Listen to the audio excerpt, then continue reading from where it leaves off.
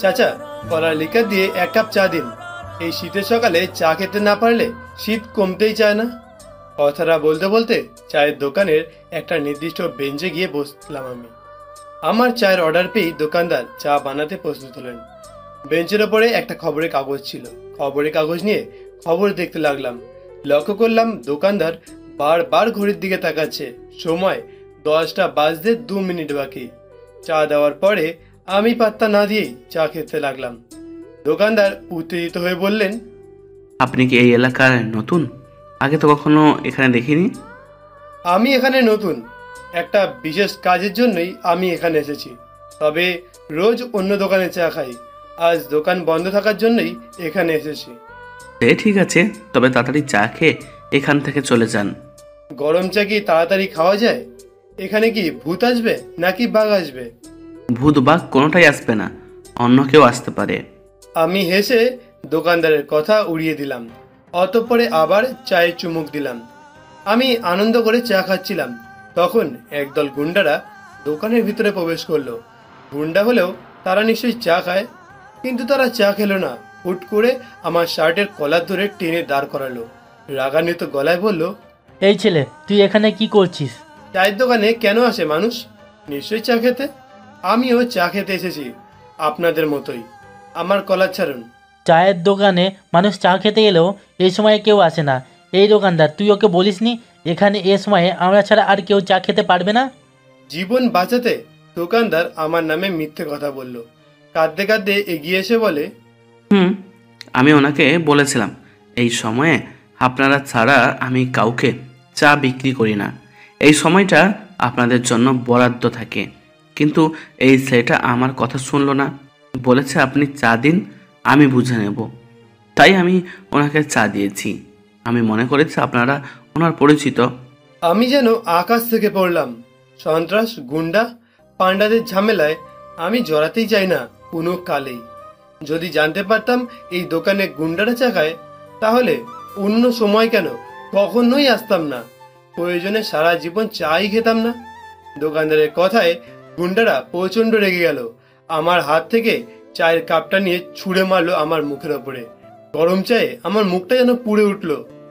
চোখের পলক ফেলে বললাম, আমি জানতাম না আপনারা এখানে চা খান। দোকানদার বলেছে তারপরে তুই জানিস না, নাকি আমাদের সাথে লাগতে এসেছিস? আমাদের সাথে বুঝে নিবি, তাই না? এবার দেখি আমাদের সাথে কিভাবে বুঝে নিস। নিজেকে হিরো মনে করিস, সিনেমার হিরো। হিরোদের জায়গা শুধু সিনেমায়, আর এই এলাকায় চলে কেবল আমাদের রাজত্ব। তারপরে আমার হাত থেকে খবরের কাগজটা কেড়ে নিয়ে একের পর এক ধাক্কা দিতে দিতে আমাকে দোকান থেকে বার করে নিয়ে এলো। অবশেষে আমাকে জোরে একটা লাথি দিয়ে রাস্তার মাঝখানে ফেলে দিল। তারপরে 4 জন গুন্ডার নির্যাতন আমার ওপরে শুরু হলো। প্রচন্ড আঘাতে জর্জরিত হয়ে গেলাম। আমি চাইলে এই মুহূর্তেই ওদের এখানে পুঁতে ফেলতে পারি। আমার একটা কলই যথেষ্ট এদের শেষ করে দেওয়ার জন্য, কিন্তু এতে যে আমার পরিচয় প্রকাশ্যে চলে আসবে। আমাকে প্রচন্ড মারার পরে অন্য একজন গুন্ডা এসে বলল, হয়েছে, এবার ওকে ছেড়ে দিন। মরে গেলে আমাদের আবার পুলিশের ঝামেলায় জড়াতে হবে। এমন মার খেয়েছে আর জীবনেও চায়ের নাম নেবে না। আমারও তাই মনে হয়। ওকে মারতে গিয়ে আজকে আমাদের সময় শেষ হয়ে গেছে। দেরি করে গেলে বসের কাছে আমাদের কথা শুনতে হবে। আজকে চা খাবো না। আজকে যে ভুলটা করেছিস, পরবর্তীতে এই ভুলটা আর করবি না। এখন শুধুই এই ছেলেটাকে মেরেছি, এরপর তোকেও এর সাথে রাস্তায় ফেলে এমন মার মারবো, তোর দোকান ভেঙে গুঁড়ি করে দেব। আমার কথাটা যেন মনে থাকে। আমার মনে থাকবে। আমি আর কখনো এমন কাজ করব না। দয়া করে এমন কাজ করবেন না, তাহলে স্ত্রী সন্তানকে নিয়ে আমায় মরতে হবে। তাহলে তুই এমন কাজ করবি না। কথাটা বলে গুন্ডারা দোকান থেকে চলে গেল। দোকানদার কাঁদতে কাঁদতে এগিয়ে এসে আমার হাত ধরে টেনে তুললো। কপাট রাগ দেখিয়ে দোকানদারকে ধাক্কা দিলাম। গুন্ডাদের মারে ক্ষত বিক্ষত আমার দেহ। খানিক রাগ দেখিয়ে বললাম, আপনি ওদের মিথ্যে কথা কেন বললেন? আপনি তো আমাকে বলেননি যে এই সময় গুন্ডারা আপনার দোকানে চা খায়। আপনি যদি এই কথাটা বলতেন, তাহলে আমি আপনার দোকানে আসতামই না। আসলে প্রতিদিন গুন্ডারা দেরি করে আমার দোকানে চা এসে খায়। আমি ভেবেছি আজকে ওরা দেরি করে আসবে, তাই আপনাকে চা দিয়েছিলাম, আর তাই এই সম্পর্কে কিছু জানাইনি। তাহলে আপনি ওদেরকে মিথ্যে কথা কেন বললেন? আপনি আমাকে জানিয়েছেন। ওদের ভয়ে। সত্যি কথা বললে ওরা আপনাকে মারতো না, আমাকে মারতো। এখন যদি আমি আপনাকে মারি তাহলে কেমন হবে? এখন তো গুন্ডারাও আপনাকে বাঁচাতে আসবে না। দয়া করে আমাকে মারবেন না। ওরা যদি আমার দোকানটা ভেঙে গুঁড়িয়ে দিত, তাহলে স্ত্রী আর সন্তানকে নিয়ে আমি পথে বসতাম। ওদের মুখে দুবেলা অন্ন তুলে দিতে পারতাম না। তাই আমি মিথ্যে কথা বলেছি। আমাকে ক্ষমা করে দিন ভাই। স্ত্রী সন্তানের কথা শুনে আমি আর কিছু বললাম না। খানিক রাগ নিয়ে ভাই কথাটাকে তাচ্ছিল্য করে দোকান থেকে অন্যদিকে রওনা হলাম। শীতের সকাল, তাই রাস্তা অনেক নীরব। আশেপাশে কোনো ফার্মেসি এখনো খোলেনি। আমি একটা ফার্মেসির সামনে এসে দাঁড়িয়ে ফার্মেসি খোলার অপেক্ষা করছি। আমার কানে ভেসে এলো একটা মধুর ক্রন্দন ধ্বনি। কেউ কাঁদছে, তাও আবার মধুর সুরে। আমি আশেপাশে দৃষ্টি দিয়ে দেখতে পারলাম রাস্তার অন্য পাশে একটা মেয়ে গাড়িতে বসে ফুপিয়ে ফুপিয়ে কাঁদছে। মেয়েটির পরনে কালো বোরখা। বেশ কিছুক্ষণ আমি তাকিয়ে থাকলাম মেয়েটার দিকে। মেয়েটির পাশে বসে আছে মধ্যবয়স্ক একটা লোক। নিশ্চয়ই সে তার বাবা। ততক্ষণে ফার্মেসি খুলে ফেলেছে। আমি ফার্মেসিতে গিয়ে ড্রেসিং করে ওষুধপত্র নিয়ে বের হলাম। পথে রওনা হতেই শুনতে পেলাম মেয়েটার ক্রন্দনরত গলা। আপনি আমার সাথে এমন কেন করছেন চাচা? আমি তো কখনো আপনাকে আমার সৎ চাচা ভাবিনি। আমার বাবার ভাই নেই, তাই আমি আপনাকে নিজের বাবার মতন স্নেহ করি, সম্মান করি। আর আপনি আমার সাথে এমন কাজ করতে পারলেন কিভাবে? মেয়েটির কথায় আমি থামলাম।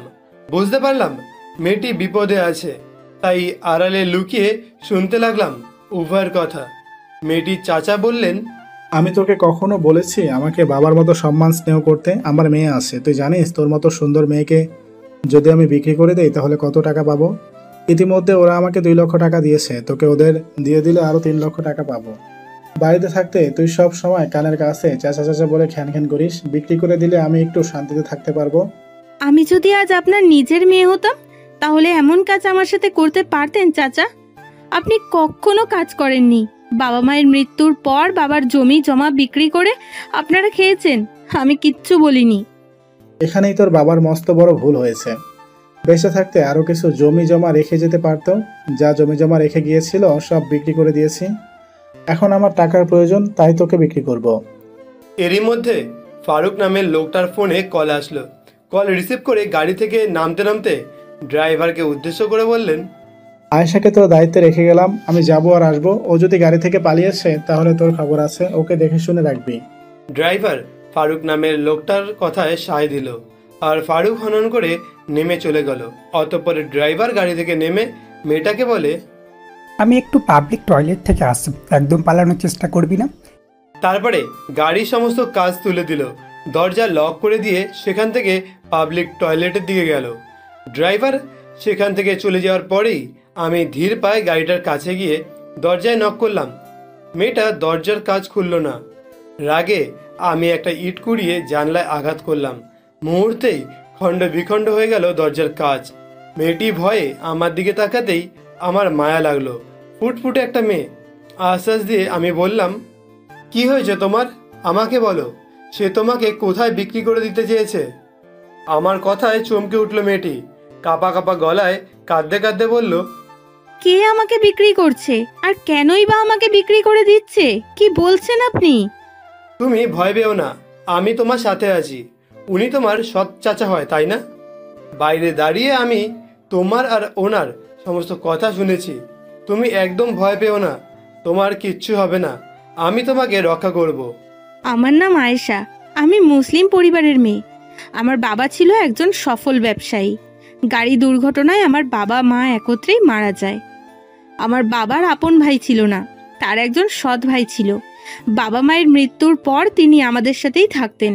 বাবার ব্যবসা কখনো দেখাশোনাই করতেন না, এই জন্য ব্যবসায় অনেক লস হয় এবং আমাদের ব্যবসা বন্ধও হয়ে যায়। এতে চাচার কোনো খেয়ালই ছিল না। ভরণ পোষণের জন্য বাবার গচ্ছিত সম্পদ বিক্রি করতে শুরু করলেন। এখন বাবার বাড়ি ছাড়া আর কোনো সম্পদ নেই। এখন আমি আমার বাবার অমূল্য সম্পদ, তাই চাচা আমাকে দুষ্কৃতী চক্রের হাতে বিক্রি করে দিয়েছে। আপনি নিশ্চিন্তে থাকুন। তখনই আয়েশার চাচা ফারুক সেখানে উপস্থিত হয়। আমার কলার টেনে ধরলেন, আমাকে একটা চড় মেরে রাগান্বিত গলায় বললেন, এখানে কি করছিস তুই? কাজ কি এখানে? ভাগ এখান থেকে।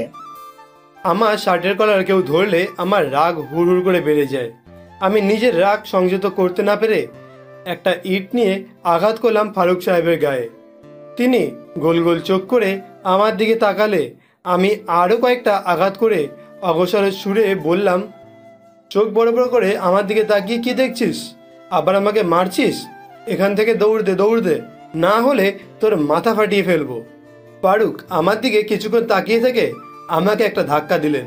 তখনই গাড়ির ভিতর থেকে আয়েশা বলল, চাচা, আপনি কার সাথে লাগছেন? ও একটা পাগল। গাড়ির কাঁচ ভেঙে আমাকে বলছে দৌড় দে। ফারুক সাহেব আর কোনো কথা না বলে গাড়ির দরজা খুলতে গেলে দেখলো বন্ধ। ভাঙা জানলা থেকে দেখা যাচ্ছে ড্রাইভার গাড়িতে নেই। ড্রাইভার কোথায়? ওয়াশরুমে গেছে। কিছুক্ষণ পরে ড্রাইভার আসলেই তিনজনে এগিয়ে গেল সামনের দিকে। আমি হাত ছেড়ে বাঁচলাম। অতপরে দৌড়াতে শুরু করলাম গাড়ির পিছনে। গাড়িটা বেশ স্পিডে থাকলেও গন্তব্য বেশি দূরে ছিল না, তাই সহজেই আমি তাদের ঠিকানায় পৌঁছে গেলাম। লুকিয়ে পড়লাম আড়ালে। ড্রাইভার ও ফারুক সাহেব গাড়ি থেকে নেমে ভিতরে যাওয়ার আগেই আয়েশাকে বলল, এখানে চুপচাপ বসে থাকবি, একটু পর তোকে ডাকা হবে। বাধ্য মেয়ের মতো ভিতরে যাবি। আয়েশা কেবল কাঁদছে। ফারুক সাহেব ভিতরে চলে গেল। আমি আড়াল থেকে বের হয়ে ভাঙা কাচের সামনে দাঁড়িয়ে আয়েশাকে বললাম, এটাই একটা মোক্ষম সুযোগ, তাড়াতাড়ি গাড়ি থেকে নেমে আসো। এখনই আমাদেরকে পালাতে হবে, দেরি হলে তোমার চাচা বিক্রি করে দেবে তোমাকে। আমার ভয় করছে, চাচা যদি জানতে পারে তাহলে আমাকে আস্ত রাখবে না। আর চাচা যদি এসে তোমাকে এখানে পায় তাহলে তুমি আস্ত থাকবে না। বিক্রি করে দেওয়ার পরে তোমাকে তারা বসিয়ে খাওয়াবে না। লক্ষ্য করলাম আয়েশার হাত পা বাঁধা। এরই মাঝেই মেয়েটার হাত পা বেঁধে ফেলেছে। আমি অন্য পাশে গিয়ে কাছের জানলা ভাঙলাম। আয়েশার হাত পা বাঁধন খুলে দিলাম। আয়েশা ভাঙা জানলা দিয়ে ধীরে ধীরে নামলো। কাছে পা কাটলো সামান্য। আমার দিকে করুণ দৃষ্টিতে তাকালো। দেখেই বোঝা যাচ্ছে সহজ সরল মেয়ে। আমি আয়েশার হাত ধরে সর্বশক্তি দিয়ে দৌড়াতে লাগলাম। সোজা রাস্তায় গেলে ধরা পড়ার সম্ভাবনা প্রবল, তাই মোড় নিলাম বেশ কয়েকটা। যেদিকে পারছি সেদিকেই এগিয়ে যাচ্ছি। যেতে যেতে আমরা গিয়ে থামলাম একটা স্টেশনে। ভাবলাম ট্রেনে করে যতদূর যেতে পারি, কিন্তু কিছুক্ষণ আগেই ট্রেন স্টেশন থেকে বেরিয়ে গেছে। পরবর্তী ট্রেন যাবে 2 ঘন্টা পরে। দীর্ঘশ্বাস ফেলে রেল লাইন পেরিয়ে বাস স্ট্যান্ডে চলে গেলাম। বাস স্ট্যান্ডের দিকটা আমার বেশ পরিচিত। সেখানে গিয়ে যাত্রা শুরু করলাম আমরা ভাইয়ের বাড়িতে। 1 ঘন্টা জার্নির পরে আমরা পৌঁছে গেলাম আমার ভাই বর্ষণের বাড়িতে। ওর ঘরের বাইরে মস্ত একটা তালা ঝুলানো। তড়িঘড়ি করে বর্ষণের নাম্বারে কল করলাম। কল রিসিভ করতেই আমি বললাম, হ্যালো বর্ষণ, তুই কোথায়? আমি তোর ফ্ল্যাটের সামনে দাঁড়িয়ে আছি। কি বলছিস তুই? হঠাৎ আমার ফ্ল্যাটের সামনে কেন গেলি? আমি তো গতকালকে বাড়িতে ফিরে এসেছি। গতকাল পরীক্ষা শেষ হয়েছে, তাই ভেবেছি কয়েকদিন বাড়ি থেকে ঘুরে আসি। আমাকে খবর দিলে আমি আগেই জানিয়ে দিতে পারতাম। বর্ষণ, আমি একটা ঝামেলায় পড়েছি। এখনই আমার একটা ফাঁকা ঘরের প্রয়োজন। তোকে আমি পরে সব খুলে বলবো। অতঃপর তুই আমাকে একটা ঘরের ব্যবস্থা করে দে। তুই এখানে দাঁড়া, আমি বাড়িওয়ালাকে খবর দিচ্ছি। বর্ষণ ফোন কেটে দিল। তার 5 মিনিট পরে মধ্যবয়স্ক একজন লোক আমাদের কাছে এলো। কিছুক্ষণ তাকিয়ে রইল আয়েশার দিকে। অতঃপরে আমাদেরকে বললে, তোমরা কি বর্ষণের আত্মীয়? জি চাচা, আমি বর্ষণের ভাই।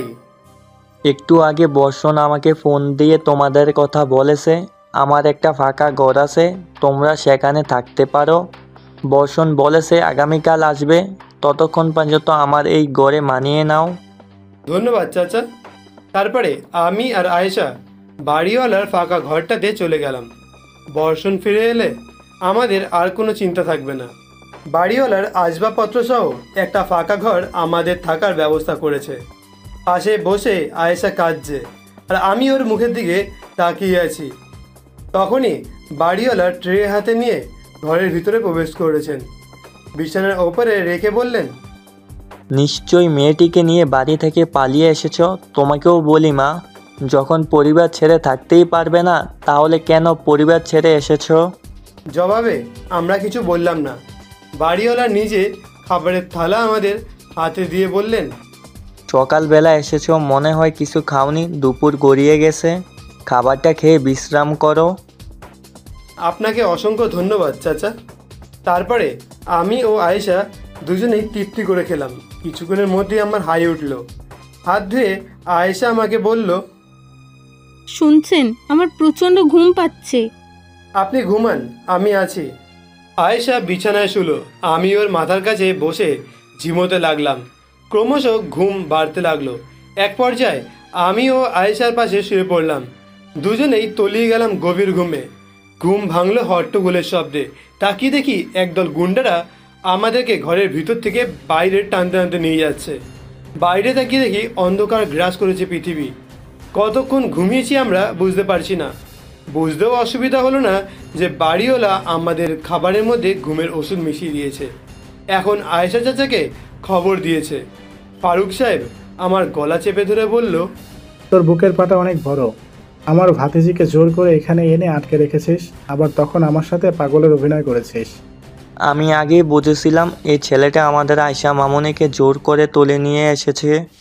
আয়শা মামুনি কাঁদছিল, তাই ছোলে বলে কৌশলে খাবারে ওষুধ মিশিয়ে খাইয়ে ঘুম পাড়িয়ে রেখেছিলাম। এবার এই ছেলেটাকে কি করবি? অপহরণের মামলায় ঢুকিয়ে দেব। পুলিশকে খবর দিয়েছি, কিছুক্ষণের ভেতরে চলে আসবে। চাচা, এখানে এই ছেলেটার কোনো দোষ নেই। আমি ওর কাছে সাহায্য চেয়েছিলাম। আমি আপনার হাত থেকে বাঁচতে চেয়েছিলাম। চুপ, একদম চুপ তুই। তোকে আমি পরে দেখে নিচ্ছি, আগে আমি এই ছেলেটার ব্যবস্থা করি। আয়শা, কি বলছিস তুই? ফারুকের হাত থেকে বাঁচবি মানে? কি করেছে ও? আমি এই মেয়েটাকে বাঁচাতে আপনার বাড়িতে আশ্রয় নিয়েছি, আর আপনি আমার সাথে বিশ্বাসঘাতকতা করে এই মেয়েটার জীবনটা নষ্ট করে দিলেন। আপনার পেয়ারের বন্ধু আয়েশাকে মোটা টাকার বিনিময়ে বিক্রি করে দিয়েছে। আয়েশাকে বাঁচাতে ওকে নিয়ে আমি পালিয়ে এসেছি। বন্ধু, তুই এত খারাপ? একটা মেয়েকে বিক্রি করে দিতে চেয়েছিলিস? আমি না বুঝে তোমাদের কত বড় ক্ষতি করে ফেলেছি। আমি এক্ষুনি পুলিশে খবর দিচ্ছি। তোকে আর পুলিশে খবর দিতে হবে না, পুলিশ চলে আসবে। আর পুলিশের কাছে যদি তুই আমার বিরুদ্ধে মুখ খুলিস তাহলে অপহরণের মামলায় তোকেও ফাঁসিয়ে দিব। পুলিশকে বলবো তুই আর এই ছেলেটা হাত মিলিয়ে আমার ভাতিজিকে অপহরণ করেছিস। বাড়িওয়ালা আর কোনো কথা বলতে পারলো না। পুলিশ ততক্ষণে সেখানে এসে উপস্থিত হয়েছে। পুলিশ আসতেই ফারুক সাহেব আমাকে ধাক্কা দিয়ে পুলিশের দিকে ছুড়ে বললেন, এই ছেলেটা আমার ভাতিজিকে অপমান করে এখানে এনে বন্দি করে রেখেছিলেন। আশা করি আপনারা এর বিচার করবেন, আইনের সর্বোচ্চ শাস্তি পাওয়ার ব্যবস্থা করে দিবেন। এমনকি ও আমাকেও মেরেছে। বিশ্বাস করুন, এখানে অপরাধী আমি না, অপরাধী হচ্ছে উনি। ভাতিজিকে উনি বিক্রি করে দিতে চেয়েছিলেন, আর আমি আয়েশাকে নিয়ে পালিয়ে এসেছি। আপনি দয়া করে ওনার বিরুদ্ধে ব্যবস্থা নিন। দেখেছেন পুলিশ অফিসার, আপনার মুখের উপর বড় বড় কথা বলছেন। আপনি যত দ্রুত সম্ভব ওর বিরুদ্ধে ব্যবস্থা নিন। আমি যদি আমার ভাতিজিকে বিক্রি করে দিতাম তাহলে পুলিশকে কেন খবর দিতাম? এখানে ওনার কোনো দোষ নেই। আমি আর কিছু বলার আগেই ফারুক সাহেব ধমকে আয়েশাকে চুপ করিয়ে দিলেন। আয়েশা মাথা নত করে দাঁড়িয়ে রইল। হাত ধরে টানতে টানতে আমার চোখের সামনে দিয়ে আয়েশাকে গাড়িতে তুলে নিল। তারপর চলে গেল অজানায়। এরপর পুলিশেরা মিলে আমাকে মারতে শুরু করলো। মারতে মারতে গাড়িতে নিয়ে তুলল। থানার সামনে ফয়সাল চৌধুরীর গাড়ি থামলো। সেই গাড়ির পেছনে থামলো আরও 3টা গাড়ি। গার্ড এসে ফয়সাল চৌধুরীর গাড়ির দরজা খুলে দিতেই নামলো ফয়সাল চৌধুরী। তারপরে দলবল নিয়ে এগিয়ে গেল থানার ভেতরে। সাধারণ কনস্টেবলরা তখন শ্রাবণকে থানার ভেতরে মারছিল। ফয়সাল চৌধুরী একবার ছেলের দিকে তাকিয়ে দারোগার চেয়ার টেনে বসে। দারোগা একবার ফয়সাল চৌধুরীর দিকে তাকিয়ে দাঁড়িয়ে যায়। কাপা কাপা গলায় সালাম দিয়ে বলে, ভালো আছেন স্যার? অসময়ে আপনি কেন থানাতে এসেছেন? আমাদেরকে একটা খবর দিলে আমরাই আপনার কাছে পৌঁছে যেতাম। বলুন কিভাবে আপনাকে সাহায্য করতে পারি? কিছুক্ষণ আগে শ্রাবণ নামে একটা ছেলেকে তোমরা ধরে নিয়ে এসেছো, ওর অপরাধ কি? স্যার, শ্রাবণ নামের ছেলেটা একটা মেয়েকে অপহরণ করে নিয়ে গিয়েছিল। মেয়েটার চাচা ছেলেটার নামে অভিযোগ করেছে। তাই আমরা ওকে ধরে নিয়ে এসেছি। এখন ভেতরে জিজ্ঞাসাবাদ চলছে। কিছুক্ষণের ভিতরে ছেলেটা তার দোষ স্বীকার করে নেবে। তোমাদের জিজ্ঞাসাবাদ মানেই তো নির্যাতন করা, তাই না? এক্ষুনি তোমাদের জিজ্ঞাসাবাদ বন্ধ করো। একজন মানুষের মুখের কথার ভিডিওতে কেউ অভিযুক্ত হয় না। শ্রাবণ হচ্ছে আমার ছেলে, আর আমার ছেলে অপরাধ করতে পারে? কি বলছেন স্যার? শ্রাবণ আপনার ছেলে? সরি স্যার, আমরা জানতাম না শ্রাবণ আপনার ছেলে। আপনার ছেলে কোনো অপরাধ করতেই পারে না। হাবিলদার, কনস্টেবলকে বলো এক্ষুনি যাতে এখানে শ্রাবণকে নিয়ে আসে। ইয়েস স্যার বলে হাবিলদার লকআপের ভেতরে চলে গেল। কিছুক্ষণ পর সেখানে এসে উপস্থিত হলো শ্রাবণ, কনস্টেবল ও হাবিলদার। শ্রাবণ সবাইকে সম্পূর্ণ ঘটনা খুলে বলে। সব ঘটনা শুনে ফয়সাল চৌধুরী বলেন, এরপরেও আপনার মনে কোনো সন্দেহ আছে? আসলে স্যার, সাধারণ মানুষরা আমাদের কাছে মামলা করে এবং আমরা তাদের অপরাধীকে আইনের হাতে তুলে দেই। আইন তাদের শাস্তি প্রদান করে। আপনি যদি আইনের কোনো নোটিশ নিয়ে আসতেন তাহলে আমাদের সুবিধা হতো। এখন শ্রাবণকে ছাড়াতে অসুবিধা নেই। আমরা বলবো অপরাধীকে আমরা খুঁজে পাইনি। তাড়াতাড়ি তোমরা উকিলকে ধরে নিয়েছো। আমি সব ব্যবস্থা করেই এখানে এসেছি। উকিল সাহেব গাড়ির ভেতরে বসেছিল। ফয়সাল চৌধুরীর আদেশ পাওয়া মাত্র গার্ডরা তাকে নিয়ে আসলো। উকিল সাহেবের নোটিশ পাওয়াতে অফিসাররা স্বাক্ষরের মাধ্যমে শ্রাবণকে মুক্ত ঘোষণা করল। পাশাপাশি তারা রওনা হলো ফারুক চৌধুরীর হাত থেকে আয়েশাকে উদ্ধার করতে। পুলিশ নিয়ে শ্রাবণকে পৌঁছে গেল ফারুক সাহেবের সেই আস্তানায়, যেখান থেকে আয়েশাকে নিয়ে পালিয়ে এসেছিল শ্রাবণ। সম্পূর্ণ আস্তানা চারিদিক দিয়ে ঘিরে ধরে পুলিশ বাহিনী। দারোগা মাইক্রোফোনের মাধ্যমে সবাইকে কড়া হুঁশিয়ারি দিল, কেউ পালানোর চেষ্টা করবেন না। চারদিক দিয়ে পুলিশ ঘিরে আছে। কেউ পালানোর চেষ্টা করলে তাকে অবিলম্বে গুলি করা হবে।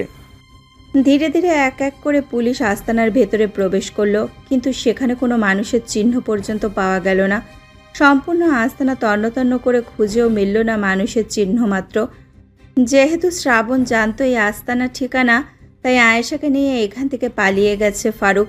শ্রাবণ মাথায় হাত দিয়ে পুলিশকে রাগান্বিত গলায় বলে, শুধুমাত্র আপনাদের বেশি দায়িত্ববোধের জন্যই আজকে আয়েশা বিপদের মুখে। আপনাদের জন্য যদি আয়েশার কিছু হয়ে যায় তাহলে আমি আদালতে গিয়ে আপনাদের নামে মামলা করব। যেভাবেই হোক আপনাদের শাস্তি পাওয়ার ব্যবস্থা করব। আপনাদের চাকরি কিভাবে থাকে সেটাও আমি দেখব। ফয়সাল চৌধুরী শ্রাবণের পাশে থাকার কারণে পুলিশের কোনো কর্মকর্তা উচ্চ গলায় কথা বলতে পারল না। দারোগা মাথা নিচু করে বলে, সরি স্যার। সরি বললে কোনো সমস্যার সমাধান হবে না। যেভাবেই হোক আমাদেরকে আয়েশাকে উদ্ধার করতে হবে।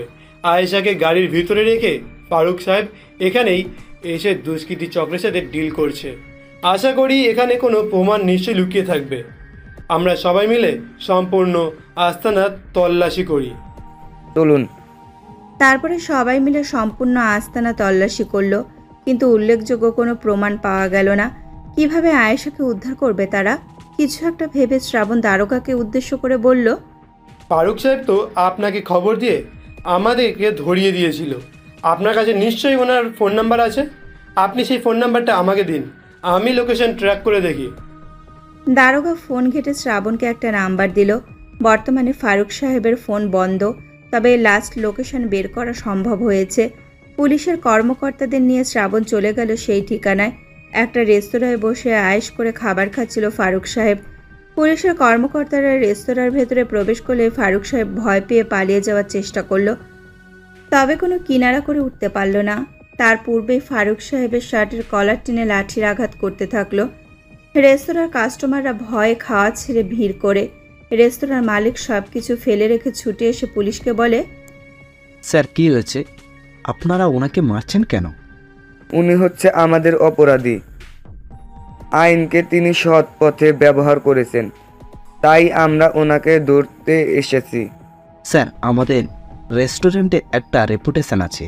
আপনি যদি এখন ওনাকে এখান থেকে নিয়ে যান তাহলে আমাদের রেস্তোরাঁর অনেক বদনাম হবে। আমরা আইনের লোক। আর একটা কথা বললেন, এই রেস্তোরাঁ বন্ধ করে দেওয়ার ব্যবস্থা করব। আমাদেরকে আমাদের মতো তদন্ত করতে দিন। আর রেস্টুরেন্টের সকলকে উদ্দেশ্য করে জানাচ্ছি, আপনাদেরকে অসময়ে বিরক্ত করার জন্য আমরা দুঃখিত, কিন্তু এছাড়া আমাদের কোনো উপায় ছিল না। আমরা একটা অপরাধীকে খুঁজতে এসেছি এখানে। বর্তমানে আমরা আপনাদের থেকে সাহায্য কামনা করছি। কিছুক্ষণের জন্য আপনারা রেস্তোরাঁটা আমাদেরকে ফাঁকা করে দিন। এখানে একজন মেয়ের জীবন জড়িয়ে আছে। একটু শব্দ করলো না কেউ। ইয়েস স্যার বলে সবাই বেরিয়ে গেল রেস্তোরাঁ থেকে। অপরিচিত মুখগুলো সরে যেতেই দারোগা ফারুকের কলার টেনে রাগান্বিত গলায় বলে, আইনকে কি তোর কাছে খেলনা মনে হয়? আইন নিয়ে খেলা করছিস তুই? আইনকে তুই হয়রানি করতেছিস। নির্দোষ একটা ছেলেকে হয়রানির শিকার করেছিস। তার হিসাব আমরা পরে বুঝে নেব। আগে বল, আয়েশা কোথায়? ওকে কোথায় পাচার করেছিস? ও এখন কোথায়? বিশ্বাস করুন স্যার, আমি জানি না আয়েশা এখন কোথায়। একটু আগে আমি ওকে বাড়িতে নামিয়ে দিয়ে এসেছি। এই ছেলেটা আপনাদেরকে মিথ্যা কথা বলেছে। আমাদের কি তোর খোকা মনে হয়? কেউ বোঝাবে আর আবার বুঝে যাব? ওই মেয়েকে বের করে দে। ওর মুখ থেকেই আমরা শুনবো আসল অপরাধীকে। বাড়িতে নামিয়ে দিয়েছিস তাই না?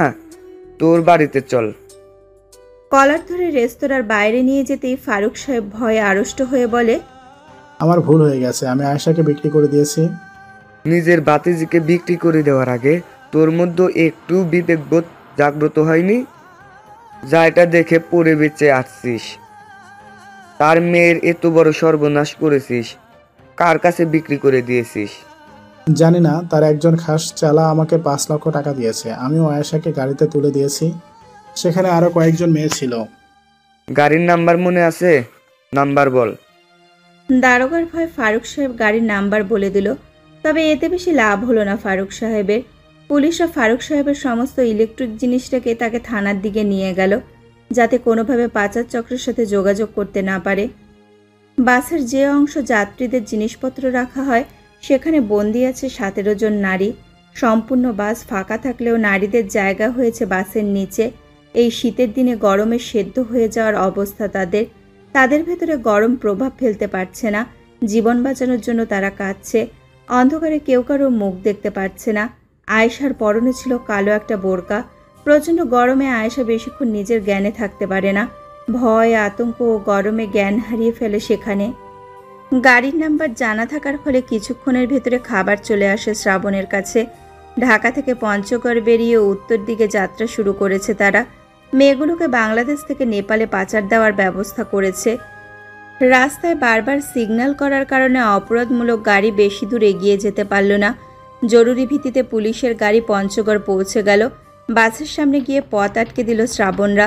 বাসের ড্রাইভাররা ভয় পেয়ে গাড়ি ব্যাক করার চেষ্টা করলে আরেকটি জিপ এসে আটকে দিল বাস। ধীরে ধীরে চারপাশ দিয়ে আটকে দিল বাসটাকে। বাস ড্রাইভার ভয় পেয়ে গেল। অতঃপর পুলিশেরা গাড়ি থেকে নেমে বাসের দরজা খুলে ড্রাইভারকে টানতে টানতে বাইরে নিয়ে এলো। অবিরাম চড় মারতে মারতে বলে, কোথায় পালাচ্ছিস? পুলিশ তোর চারদিকে দিয়ে ঘিরে রেখেছে। তোর আর পালানো হবে না। আপনি কি বলছেন? আমি কেন পালাবো? আমি ভয় পেয়ে লুকানোর চেষ্টা করছিলাম। আমি কোনো অপরাধ করিনি। সেটা কিছুক্ষণের ভেতরে প্রমাণ হবে যাবে। বাসে কতজন নারীকে নেপাল পাচার করে দেওয়ার ব্যবস্থা করছিলিস? বিশ্বাস করুন স্যার, আমার বাসায় কেউ নেই। আমি কিছু মারলাম না। বাংলাদেশের বর্ডার নিয়ে যাচ্ছি। ধরা পড়ে আবার তুই আমার কাছে মিথ্যা কথা বলছিস? বলেই চল লাগালো ড্রাইভারকে। ভয়ে লোকটা থরথর করে কাঁপছে। দারোগা বাকি পুলিশদের আদেশ দেয় গাড়ি চেক করতে। দারোগার আদেশ পাওয়া মাত্রই পুলিশেরা সম্পূর্ণ গাড়ি তল্লাশি শুরু করে। কিন্তু আশ্চর্যজনকভাবে গাড়িতে কোনো মেয়েকে পাওয়া গেল না। পুলিশেরা মাথা নত করে। না জানাতেই দারোগা বলে, যে জিনিসপত্র তুই নিয়ে যাচ্ছিস সেগুলো কোথায়? সেগুলো সব গাড়ির ডিকিতে রাখা আছে। গাড়ির ডিকি তালাবদ্ধ রেখেছিস কেন? চাবি কোথায়? আমাকে চাবি দে। বিশ্বাস করুন স্যার, ডিকির চাবি আমার কাছে নেই। আমার কাছে শুধু ঢাকা থেকে বাংলাদেশ বর্ডার পর্যন্ত এই মালামাল পৌঁছে দেওয়া এবং তার চাবি দিয়ে তালা খুলে মালামাল নিয়ে যায়। মালামাল খোলার অধিকারও আমার নেই। তালা ভেঙে গাড়ির ডিকি তল্লাশি করো, দেখো কি পাওয়া যায়। দারোগার আদেশ পেয়ে তালা ভাঙা হলো। সেখান থেকে উদ্ধার করা হলো 17 জন নারীকে। বাসের ড্রাইভার এবার যেন 7 আসমানে উঠে গেল। তার বাসে করে নারীদের পাচার করে দেওয়া হয়। আজ সে জানতে পারল। আয়েশাকে দেখা মাত্রই ছুটে গেল শ্রাবণ। গালে কয়েকটা চাপড় মেরে জ্ঞান ফেরানোর চেষ্টা করতে করতে অশ্রুসিক্ত গলায় বলল, আমার কথা শুনতে পাচ্ছ আয়েশা? আমি শ্রাবণ বলছি। তোমাকে কথা দিয়েছিলাম না তোমার কিচ্ছু হবে না। তাকিয়ে দেখো, আমি তোমার কথা রেখেছি। আমি তোমাকে কিছুতেই পাচার হতে দেইনি। বাস থেকে পানির বোতল এনে আয়েশার মুখে ছেটানো হলো। কিছুক্ষণের ভেতরেই আয়েশার জ্ঞান ফিরে এলো। শ্রাবণকে দেখে কাঁদতে কাঁদতে জড়িয়ে ধরে বলল, আপনি এসেছেন? আমি জানতাম আপনি আসবেন। ডিকির ভিতরে আমার দম বন্ধ হয়ে আসছিল। মনে হচ্ছিল আমি আর কখনো এই ডিকির ভিতর থেকে বের হতেই পারবো না।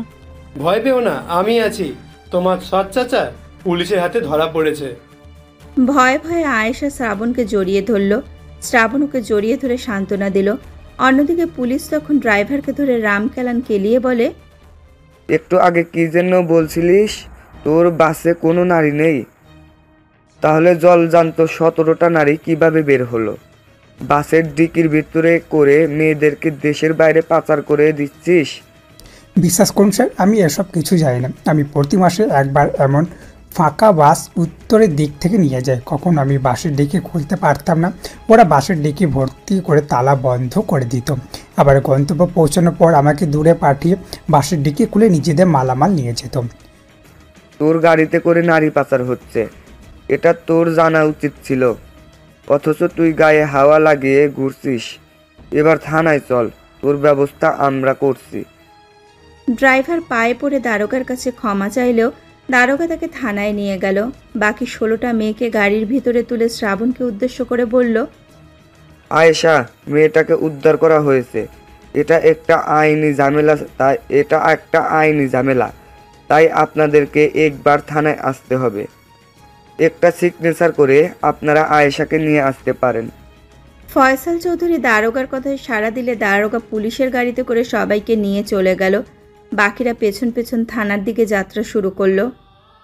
চৌধুরীর বাড়িতে ড্রয়িং রুমে বসে আছে চৌধুরী পরিবার। সবার ড্রয়িং রুমে বসে থাকার মেইন কারণ হচ্ছে আয়েশা। এখন আয়েশাকে কী করবে বুঝে উঠতে পারছে না। শ্রাবণের মা মমতা বেগম আয়েশার দিকে তাকালে মায়া অনুভব করে। আয়েশার মাথায় হাত বুলিয়ে দিয়ে বলে, তোমার উপর দিয়ে আজ অনেক ধকল গেছে। তুমি এখানে বসে না থেকে উপরে উঠে একটু বিশ্রাম নাও। এখন তোমার বিশ্রামের অনেক প্রয়োজন। পরেও তোমার সাথে আমার কথা বলতে পারবো। আচ্ছা, আপনাদের গেস্ট রুমটা কোন দিকে একটু দেখিয়ে দিন আমাকে। আমি আজকের দিনটা সেখানেই থাকবো। আগামীকালকে বাড়িতে ফিরে যাব। তুমি কোথায় যাবে সেটা আমরা ঠিক করে দেব। আপাতত তুমি সিঁড়ি দিয়ে উঠে 3য় ঘরটাতে যাবে। এই চম্পা, শোন, আমার আলমারি থেকে একটা ভালো শাড়ি বের করে আয়েশাকে দে। ফ্রেশ হয়ে একটু ঘুমিয়ে নি। কাজের মেয়ে চম্পা আয়েশাকে নিয়ে চলে গেল 2য় তলার 2য় ঘরটিতে। এতক্ষণ নিশ্চুপ থাকলেও এবার আর শ্রাবণ নিশ্চুপ থাকতে পারে না। কপালে ভাঁজ ফেলে একটু রাগান্বিত হয়ে বলে, মা, বাড়িতে আরও অনেক ফাঁকা ঘর আছে। তুমি কেন আয়েশাকে আমার ঘরে থাকতে বললে?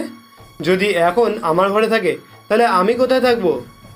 যাকে নিজের মন দিয়ে বসে আছো তাকে ঘরে রাখতে কিসের আপত্তি? মন দিয়ে বসে আছি মানে কী সব বলছো তুমি? আয়েশাই তো তোমার গার্লফ্রেন্ড, সেটা আমি আগেই বুঝতে পেরেছি। আয়েশাকে এখন আমরা এখান থেকে ছাড়তে চাই না। ওর চাচা এখন পুলিশ জিম্মায় থাকলেও কিছুদিন পর সে মুক্তি পাবে, তখন হামলে পড়বে আয়েশার উপর। হ্যাঁ, এক্ষেত্রে মমতার সাথে আমি একমত। আয়েশার চাচা ভালো লোক নয়। তিনি আয়েশাকে আবার বিক্রি করে দিতেও দুবার ভাববে না।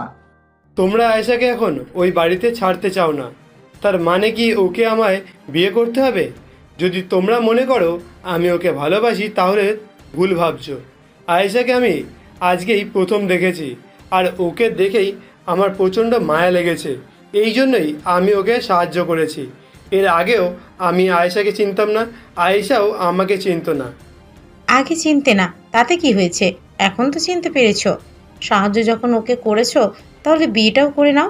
সামান্য একদিনের পরিচয়, তোমাদের মাঝে আমি যে সম্পর্ক দেখেছি, আমার মতে ভবিষ্যৎ জীবনে তোমরাই হবে মেড ফর ইচ আদার। কিন্তু মা, এই বিষয়ে আমি তোমার থেকে আর কোনো কথা শুনতে চাই না। আমার সিদ্ধান্তই তোমাকে মেনে নিতে হবে। আগামীকাল সকালে কাজে থেকে ঘরোয়াভাবে তোমাদের বিয়ের ব্যবস্থা করব। তুমি তোমার বাবার পরিচয়ে পরিচিত হতে চাওনি কখনো, তাই তোমার বাবার সাথে যুদ্ধ করে আমি তোমাকে ভিনদেশে পড়তে পাঠিয়েছিলাম। তার মানে এই নয় তুমি মায়ের কথার অবাধ্য হবে। কথাটা বলে হন হন করে সেখান থেকে চলে গেল মমতা। ফয়সাল চৌধুরীও কথা বললেন না, সেও চলে গেল মমতার পেছন পেছন। ফয়সাল চৌধুরী হচ্ছে নামকরা একজন মাফিয়া। তার ভয়ে সম্পূর্ণ দেশ থরথর করে কাঁপে, কিন্তু বউয়ের কাছে সে কাঁপে। মমতা বেগমের বাবা ছিলেন দেশের সবচেয়ে বড় মাফিয়া। তার একমাত্র মেয়েকে বিয়ে করার কারণে সন্ত্রাসী চক্রের সম্পূর্ণটা দখল করেছে ফয়সাল চৌধুরী।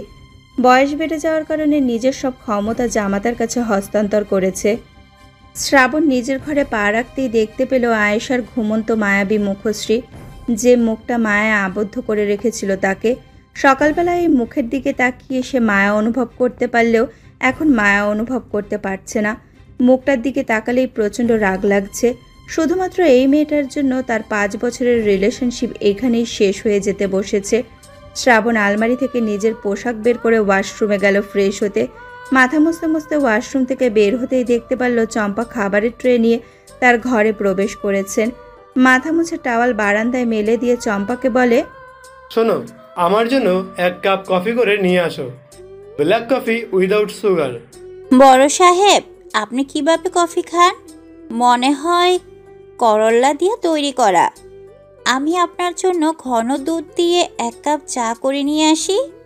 এখন কি তোর থেকে শুনতে হবে আমি কি করব না করব? তোকে যেটা বলেছি সেটা কর। ব্ল্যাক কফি করে আমাকে ছাদে দিয়ে যাবি। আমি যে আপনাদের জন্য মেলা কষ্ট করে খাবার রান্না করে নিয়ে এসেছি। সারাদিন না খেয়ে আছেন, এগুলো খেয়ে নেন। তোকে কি বললাম শুনতে পাসনি? আমাকে কফিটা দে, আয়েশাকে ডেকে খেতে বলিস। আচ্ছা, একটা কথা বলি, আমাদের বড় বেগম সাহেবা কিন্তু দেখতে অনেক সুন্দর, আপনার সাথে বেশ মানাবে, একদম পরীর মতো। রানী সাহেবা তার বিয়ের লাল টুকটুকে শাড়িটা বের করেছে, সেটা পরে নাকি বড় বেগম সাহেবা বিয়ে করবে আপনাকে। চম্পার কথায় মাথা তুলে তাকালো শ্রাবণ। এই মুহূর্তে আয়েশার সাথে কথা বলা জরুরি। মেয়েটা ভীষণ ক্লান্ত দেখে ডাক দিতে ইচ্ছে করছে না শ্রাবণের। এই মেয়েটাই পারে এখন তাকে বিয়ের হাত থেকে বাঁচাতে। কাল সকালে ওকে সব কিছু বলতে হবে। চম্পা রান্নাঘরের দিকে যেতেই শ্রাবণ ঘর থেকে বেরিয়ে ছাদের উদ্দেশ্যে চলে গেল। আজ সম্পূর্ণ চাঁদটা পৃথিবীকে আলো করে রেখেছে। আজ বোধহয় রাস পূর্ণিমা। শ্রাবণ হচ্ছে ফয়সাল চৌধুরীর বড় ছেলের ছেলে। বাবা মাফিয়া হওয়ার কারণে 2 সন্তান বাড়ির বাইরে থেকে পড়াশোনা করছে। শ্রাবণ বর্তমানে MA পড়ছে। ফয়সাল চৌধুরী কখনো চায়নি ছেলেরা বাড়ির বাইরে থেকে পড়াশুনো করুক। বাইরে সে বাঘের মতো গর্জন করলেও বাড়ির ভেতরে সে বিড়াল। স্ত্রীর কথাতে 2 সন্তানকে বাইরে পড়াশোনার অনুমতি দিয়েছিল। আজ সকালে ভার্সিটি বন্ধ থাকার কারণে শ্রাবণ চা খেতে চায়ের দোকানে গিয়েছিল, আর সেখান থেকে বাড়িতে ফিরতে হয়েছে। তখনই দরজায় টোকা দিয়ে নিজের উপস্থিতি জানালো চম্পা। শ্রাবণ চম্পার হাত থেকে কফির কাপটা নিয়ে দরজা বন্ধ করে দিল। কফিতে চুমুক দিয়ে গার্লফ্রেন্ড নাজিয়ার কথা ভাবতেই ফোনের স্ক্রিনে ভেসে উঠল নাজিয়ার ফোন নাম্বার। বিনিময়ে ঠোঁটের থেকে কফির মগটা সরাতেই ভুলে গেল। ছ্যাঁকা লাগলো জিভে। তড়িঘড়ি করে কফির কাপ সরাতে গিয়ে হাত থেকে পড়ে গেল। মুহূর্তের জন্য চূর্ণ বিচূর্ণ হয়ে গেল কাপ। বারবার কেন শ্রাবণের সাথেই এমন ঘটনা ঘটছে বুঝতে পারল না শ্রাবণ। কল রিসিভ করে কানে ধরতেই ফোনের বিপরীত পাশ থেকে তার গার্লফ্রেন্ড নাজিয়া উত্তেজিত হয়ে বলে, শ্রাবণ, এতক্ষণে তোমার আমার কথা মনে হয়েছে? তুমি জানো সারাদিন আমি কতটা টেনশনে ছিলাম। কেউ তোমার কোনো খোঁজ খবর আমাকে দিতে পারছিল না। সবাই বলছে তুমি নাকি সকালবেলা ফ্ল্যাট থেকে বের হয়েছো, আর কোনো খবর নেই। তুমি এখন কোথায়? আমি এখন বাড়িতে। হঠাৎ বাড়িতে কেন ফিরে গেলে? আমাকে তো কিছুই জানাওনি। আমার কিচ্ছু ভালো লাগছে না, আমি একটু একা থাকতে চাই। একটা কথা বলবো নাজিয়া? হ্যালো বন্ধুরা, তোমরা তো আমাদের ফিলিং সার্টিফিকেটের গল্প শুনছো বা শোনো। জানি তোমাদের প্রত্যেকটা গল্প ভালো লাগে, তাই জন্য আমাদের প্রত্যেকটা গল্প তোমরা দেখতে থাকো নিয়মিতভাবে। কিন্তু তোমরা আমাদের এই গল্পগুলো শোনার সাথে সাথে লাইক করতে ভুলে যাও, কমেন্ট করতে ভুলে যাও। তো সেই জন্য প্লিজ রিকোয়েস্ট করছি, আমাদের গল্পগুলোতে প্লিজ প্লিজ এত লাইক করো যাতে খুব তাড়াতাড়ি এই গল্পটা 1000 লাইকে পৌঁছে যায়। তো আবার তোমরা গল্পটা শুনতে থাকো কন্টিনিউ। তুমি এখন কোথায়? আমি এখন বাড়িতে। হঠাৎ বাড়িতে কেন ফিরে গেলে? আমাকে তো কিছুই জানাওনি। আমার কিচ্ছু ভালো লাগছে না, আমি একটু একা থাকতে চাই। একটা কথা বলবো নাজিয়া? হ্যাঁ, অবশ্যই বলবো। তুমি আমার কাছ থেকে অনুমতি কেন নিচ্ছ? আর তোমার গলাটা এমন করুণ শোনাচ্ছে কেন? আমি তোমাকে খুব ভালোবাসি নাজিয়া। যদি কখনো আমাদের মাঝে বিচ্ছেদ হয় তবুও আমি তোমাকে খুব ভালোবাসবো। তোমার হাত ছেড়ে দিলেও আমি সবসময় তোমার পাশে থাকবো। কী সব বলে পাগলের মতন। একের পর এক নাজিয়া প্রশ্ন করতে থাকলো শ্রাবণকে, কিন্তু শ্রাবণ প্রশ্নের উত্তর না দিয়ে কল রেখে দিল। ফোনটা বন্ধ করে দেয়ালের সাথে হেলান দিয়ে চোখ বন্ধ করে রাখলো। নাজিয়াকে সে প্রচণ্ড ভালোবাসে। নাজিয়া শ্রাবণদের ভার্সিটিতে অনার্স 2য় বর্ষের ছাত্রী। চম্পাটাকে ঘুম ভাঙল আয়েশার। হাতে তার মমতার বিয়ের শাড়ি ও কিছু গয়না। মমতা পাশে দাঁড়িয়ে অপেক্ষা করছে আয়েশার ঘুম ভাঙার, কিন্তু তার আগে চম্পার ডাকে ঘুম ভেঙেছে আয়েশার। আয়েশা চোখ মেলে মমতাকে দেখে উঠে বসলো। মমতা মুচকি হেসে বিছানায় বসে আয়েশার মাথায় হাত বুলিয়ে দিয়ে বলে, এখন তোমার শরীর কেমন লাগছে? ভালো লাগছে। একটা কাজ করো, উঠে এই শাড়িটা পরে তৈরি হয়ে নাও। আন্টি, এই শাড়িগুলো খুব ভারী। আমার এই ধরনের শাড়ি পরার অভ্যাস একদম নেই, সামলাতে আমার প্রচণ্ড কষ্ট হয়। এবার একটু কষ্ট করে মানিয়ে নাও। কিছুক্ষণ পর বাড়িতে লোক আসবে, তখন তোমার যতটা হালকা শাড়ি পছন্দ রেখে নিও। আমার জন্য কেন বাড়িতে লোক আসবে? আমি তো আজকে আমার বাড়িতে ফিরে যাব। শুধু শুধু আমার জন্য পোশাক কিনে টাকা নষ্ট করতে হবে না। তা তোমার না ভাবলেও চলবে। আপাতত শাড়িটা পরো, আজ আমি তোমাকে নিজের হাতে সাজিয়ে দেব। অনবরত ছাদের দরজায় ধাক্কা দেওয়ার কারণে ঘুম ভেঙে গেল শ্রাবণের। চোখ মেরে স্বচ্ছ আকাশ দেখে থমকে গেল। শ্রাবণ গত রাতে ছাদে এসে ঘুমিয়ে পড়েছিল। ঘরে ফেরার কথা মনে ছিল না। ঘুমের হাই তুলে কাচের টুকরোগুলো একত্রিত করে ছাদের এক কোণায় রেখে দিল। তারপরে ধীর পায়ে এগিয়ে গেল ছাদের দরজা খুলতে। ছাদের দরজা খুলতেই হুড়মুড়িয়ে ভেতরে প্রবেশ করলো তার ভাই বর্ষণ। এক মুহূর্তের জন্য সে গত রাতের ঘটনাগুলো ভুলে গেছে। কপাল কুঁচকে বিরক্ত হয়ে বর্ষণকে বলে, সমস্যা কি তোর? এভাবে বারবার দরজা ধাক্কা দিচ্ছিস কেন? তোর জন্য আমার কাঁচা ঘুমটা ভেঙে গেল। রাত কারোর ঘুমানোর জন্য তৈরি করা হয়নি, লুকানোর জন্য তৈরি করা হয়নি। কাজী সাহেব এসে ড্রয়িং রুমে বসে আছেই, কোণেও তৈরি। শুধু তুই তৈরি না, এখানে এসে চোরের মতো লুকিয়ে আছিস। মুহূর্তে শ্রাবণের মনে পড়ল গত রাতের ঘটনাগুলো। দৌড়ে চলে গেল নিজের ঘরে। সেখানে গিয়ে দেখল বধূ বেশে বিছানায় বসে আছে তার হবু বধূ আয়েশা। চম্পা আয়েশার সাজ ঠিক করে দিচ্ছে। কোমরে হাত দিয়ে চম্পাকে বলে, আয়েশার সাথে আমার কিছু দরকারি কথা আছে, তুই এখান থেকে যা। আপনার মা আমাকে এখান থেকে যেতে বারণ করেছে। যত কথা আছে বিয়ের পর বলবেন। আমি পোশাক চেঞ্জ করব, কিছুক্ষণ পরে আয়েশা আমার বধূ হবে। ওর সামনে চেঞ্জ করলে কোনো সমস্যা নেই, তুই থাকলে সমস্যা। এখান থেকে যাবি নাকি তোর সামনে চেঞ্জ করব? বলে টি শার্টে হাত দিতেই চম্পা দৌড়ে সেখান থেকে চলে গেল। শ্রাবণ দরজার ছিটকানি তুললে আয়েশা বিছানা থেকে নেমে চমকে বলে, বউ মানে? এইমাত্র কি বললেন আপনি? বউ মানে বোঝো না তুমি? আমার স্ত্রী। বধূ সেজে বসে আছো অথচ কিছুই জানো না। মা তোমার আর আমার বিয়ে ঠিক করেছে। আমি কাল রাতে অনেকবার মাকে বোঝানোর চেষ্টা করেছি, কিন্তু পারিনি। তারা আমার মতামতের কোনো গুরুত্বই দিচ্ছে না। ভেবেছে তোমার সাথে আমি রিলেশনে ছিলাম। এবার তুমি মাকে বোঝাও। হোয়াট? এই কথা আপনি গতকাল আমাকে কেন বলেননি? এটা তো একদম ঠিক নয়। গতকাল আমি তোমাকে বলতে চেয়েছিলাম, কিন্তু ঘরে এসে দেখি তুমি ঘুমিয়ে আছো, ক্লান্ত ছিলে। এই জন্য আমি আর ডাক দেইনি। সকাল হলে তাড়াতাড়ি বলতে চেয়েছিলাম, কিন্তু এবার তুমি একটু মাকে বুঝিয়ে বলো তোমার আর আমার ভিতরে কিছুই নেই। আচ্ছা, আমি দেখছি। কথাটা বলে আয়েশা ছিটকানি খুলে ঘর থেকে বের হয়ে গেল। আয়েশা একা সামলাতে পারবে না, তাই শ্রাবণ ওর পেছন পেছন গেল। বাবা মা ঘরে বসে আলোচনা করছিল। নবদম্পতিকে একসাথে দেখে এগিয়ে এসে বলেন, তুই এখনো তৈরি হসনি কেন? বিয়ের কারণে চৌধুরী বাড়িতে অনেক অতিথি এসেছে আমন্ত্রণে। বাড়ি ভর্তি অতিথির কারণে এখন যদি বিয়েতে অসম্মতি জানায় তাহলে মান সম্মান চলে যাবে ফয়সাল চৌধুরীর। যারা আয়েশার জীবনে কোনো অশুভ ছায়া আসতে দেয়নি তাদেরকে এইভাবে বিপদে ফেলতে চায় না আয়েশা। আবার মুখ ফুটে বলতেও পারে না সত্যি কথা। মমতা নিজের করা প্রশ্নের জবাব না পেয়ে পুনরায় বলে, কিরে, তোরা এখানে কেন এসেছিস বললি না তো? আসলে ঘরে কেউ নেই, আর উনি তৈরি হবে, এই জন্য আমি আপনার কাছে এসেছি। শ্রাবণ, তুই এখানে এসেছিস কেন? যা তাই তৈরি হয়ে নে। অতঃপর মমতা আয়েশাকে নিয়ে ভেতরে প্রবেশ করলো। শ্রাবণ স্থির দৃষ্টিতে তাকিয়ে আছে আয়েশার গমন পথের দিকে। মেয়েটা গিরগিটির মতো রূপ বদল করলো।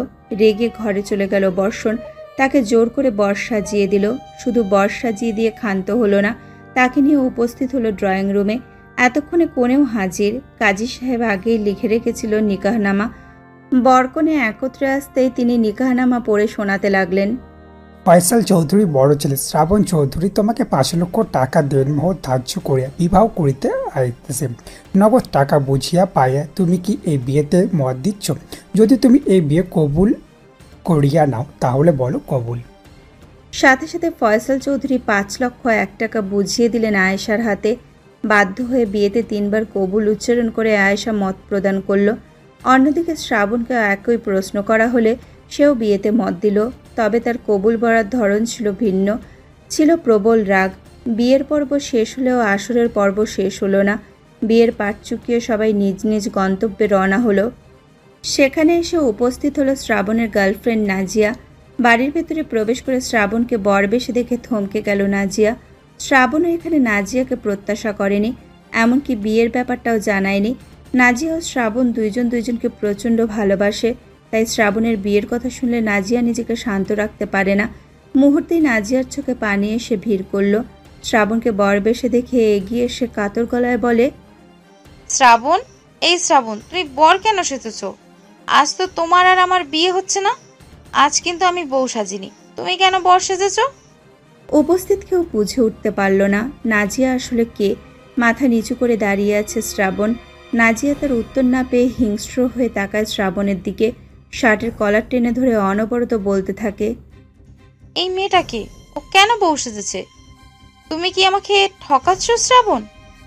তোমাকে পরে সব বলবো, এখন তুমি এখান থেকে একটু যাও। পরে কি বলবে তুমি আমাকে? আর কি কিছু বলার আছে তোমার? কেন তুমি আমার সাথে এমন করলে? আমি তোমাকে নিঃস্বার্থের মতন ভালোবেসেছিলাম, কিন্তু তুমি আমাকে বাঁচতে পারলে না। শ্রাবণ, এই মেয়েটাকে আগে তো কখনো এই বাড়িতে দেখিনি। কিভাবে দেখবেন? আমি তো কখনো এই বাড়িতে আসিনি। আজ আপনাদের জন্য আমি এই বাড়িতে আসতে বাধ্য হয়েছি। আমিও শ্রাবণ দুজনকে প্রচণ্ড ভালোবাসি, আর আপনারা জোর করে শ্রাবণকে অন্য একটি মেয়ের সাথে বিয়ে দিচ্ছেন। আজ যদি আমি এখানে না আসতাম তাহলে তো আমি কিছুই জানতে পারতাম না। শ্রাবণ, তুমি আমাকে কথা দিয়েছিলে, তুমি তোমার পরিবারকে বোঝাবে, আমাদের ভালোবাসার কথা বলবে। তুমি তোমার কথা রাখতে পারোনি। এখানে কি হচ্ছে আমি কিছুই বুঝতে পারছি না। বাইরের একটা মেয়ে এসে আমাদেরকে দোষারোপ করছে কেন শ্রাবণ? এই মেয়েটার সাথে তোমার কিসের সম্পর্ক? নাজিয়া ঠিকই বলেছে বাবা, আমিও নাজিয়া একে অপরকে অনেক ভালোবাসি। তোমরা জোর করে আয়েশার সাথে আমার বিয়ে দিয়ে দিলে। আমি তোমাদেরকে অনেকবার বুঝাতে চেয়েছিলাম আমি আয়েশাকে ভালোবাসি না। দেখো শ্রাবণ ও নাজিয়া, যেটা হবার সেটা হয়ে গেছে, এখন আর ভবিষ্যৎ বদলানো যাবে না। তোমাদের দুজনকেই বলছি, নিজেদের জীবন আবার নতুন করে শুরু করো। যদি তোমাদের দুজনের অস্তিত্ব এক হতো তাহলে প্রকৃতি তোমাদেরকে মিলিয়ে দিত। আয়েশার সাথে শ্রাবণের ভাগ্য মিলে গেছে, তাই সম্পর্ক ভাঙার আর কোনো প্রশ্নই উঠে না। আর আমাদের পরিবারে বিয়ে ভাঙার নিয়ম নেই। শ্রাবণ আমাকে নাজিয়ার ব্যাপারে কিছু জানায়নি, এখানে শ্রাবণের দোষ। ও অন্যায় করেছে, আর এই অন্যায় ওকে শোধরাতে হবে। শ্রাবণ, তুমি এই মেয়েটাকে ছেড়ে আমার কাছে চলে আসো। আমি তোমাকে প্রচণ্ড ভালোবাসি। এই মুহূর্তে আমি আর তোমার সাথে কোনো কথা বলতে চাই না নাজিয়া। আমার এখন কিছু ভালো লাগছে না। আমি মাথা ঠান্ডা করে তোমার সাথে কথা বলবো। আর সবচেয়ে বড় কথা হচ্ছে আমি বাবা মায়ের কথাও ফেলতে পারবো না। আমার সাথে যখন তুমি প্রেম করেছিলে তখন কি তোমার বাবা মায়ের অনুমতি নিয়েছিলে? তখন কেন তুমি তোমার মনের কথা শুনেছিলে? কেন আমাকে ঠকিয়েছিলে? এতদিন তুমি তোমার মায়ের আঁচলের তলায় লুকিয়েছিলে, এখন মায়ের আঁচল ছেড়ে বউর আঁচলের তলায় লুকোবে? কথাটা বলে রেগে সেখান থেকে চলে গেল নাজিয়া। মমতাজ ও ফয়সাল চৌধুরী নিজের ঘরে চলে গেল। সব কিছুর জন্য নিজেকে অপরাধী মনে করে সেখান থেকে শ্রাবণের ঘরে গেল আয়েশা। ড্রয়িং রুমে একা পড়ে রইল শ্রাবণ। বাড়ি থেকে বের হয়ে নাজিয়ার পেছন পেছন এগিয়ে গেল, কিন্তু নাজিয়া আগে বের হওয়ার কারণে কোথায় গেছে খুঁজে পেল না। সারাদিন হন্তদন্ত হয়ে নাজিয়াকে খুঁজে না পেয়ে একটা পার্কে গিয়ে বসলো। বাচ্চারা তখন ক্রিকেট খেলছিল। শ্রাবণ ক্রিকেট খেলা দেখতে দেখতে এতটাই মশগুল ছিল যে কখন তার চারপাশে এসে একদল গুন্ডারা বসেছে খেয়াল করেনি। আচমকা সে পাশে তাকালে গুন্ডাদের দেখে ভয় পেয়ে যায়। একটা গুন্ডার হাতে ছিল ক্রিকেট ব্যাট। ব্যাটটা দেখিয়ে ব্যঙ্গ করে বলে, বসে বসে বাচ্চাদের ক্রিকেট খেলা দেখতে ভালো লাগছে না? চলুন ভাই, আমরাও একটু ক্রিকেট খেলি। না ভাইয়া, আমার আজ মন ভালো নেই। আপনারা ক্রিকেট খেলুন, আমি খেলবো না। কিন্তু আমরা যে আপনার সাথে ক্রিকেট খেলবো বলে এলাম, কষ্ট করে আপনাকে আর আমাদের সাথে ক্রিকেট খেলতে হবে না? আমরাই বরং আপনার সাথে ক্রিকেট খেলি। কিন্তু বস, আমরা বল আনতে ভুলে গিয়েছি। আমাদের কাছে শুধু ব্যাট আছে। শুধু ব্যাট দিয়ে কিভাবে ক্রিকেট খেলবো বল ছাড়া? তোর চোখের সামনে নেই? সামনে তাকিয়ে দেখ, জলাজান্ত একটা বড় বল আমাদের সামনে বসে আছে। এই বল দিয়ে দারুণ খেলা জমবে। মানে? একটু অপেক্ষা কর, আমরা তোকে বোঝাচ্ছি। কেউ কোনো কথা না বলে শ্রাবণকে মাঠের মাঝখানে ফেলে একের পর এক ব্যাট দিয়ে আঘাত করতে থাকলো সকলে। রাস্তার মাঝে কাউকে এইভাবে মারার কারণে বাচ্চারা সবাই ভয় পেয়ে সেখান থেকে চলে গেল। মারতে মারতে রক্তে ভেসে গেল পার্ক। তখন সেখানে এসে উপস্থিত হলো নাজিয়া। দুহাত বুকে গুজে রাগান্বিত গলায় বলে, তোমাকে আমি শেষ সুযোগ দিচ্ছি, এখনো সময় আছে। সবকিছু ছেড়ে আমার কাছে চলে আসো। আমি তোমাকে প্রচন্ড ভালোবাসি। তার মানে তুমি গুন্ডা লাগিয়ে আমাকে মারার চেষ্টা করেছিলে, আর আমি কি না তোমার জন্য ছুটে এত দূরে এসেছি? আমি তোমাকে যেটা জিজ্ঞেস করছি তুমি সেটাই উত্তর দাও। তুমি কি সবকিছু ছেড়ে আমার কাছে আসতে পারবে? না হলে আমার ভাড়া করা গুন্ডারা তোমাকে মেরে এখানে শেষ করে ফেলবে। আমার থেকে ভালো তোমাকে আর কেউ চেনে না নাজু। তুমি আমাকে প্রচণ্ড ভালোবাসো, আর তুমি কখনো আমাকে মারতে পারবে না।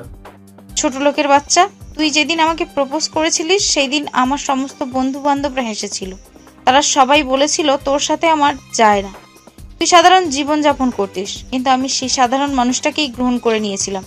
শেষ পর্যন্ত এই সাধারণ মানুষটাই আমাকে ধোঁকা দিল। একটা কথা তুই কান খুলে শুনে রাখ, শ্রাবণ শুধু নাজিরার। শ্রাবণ যদি নাজিরার না হয় তাহলে এই ছোট লোক আয়েশারও হতে দেব না।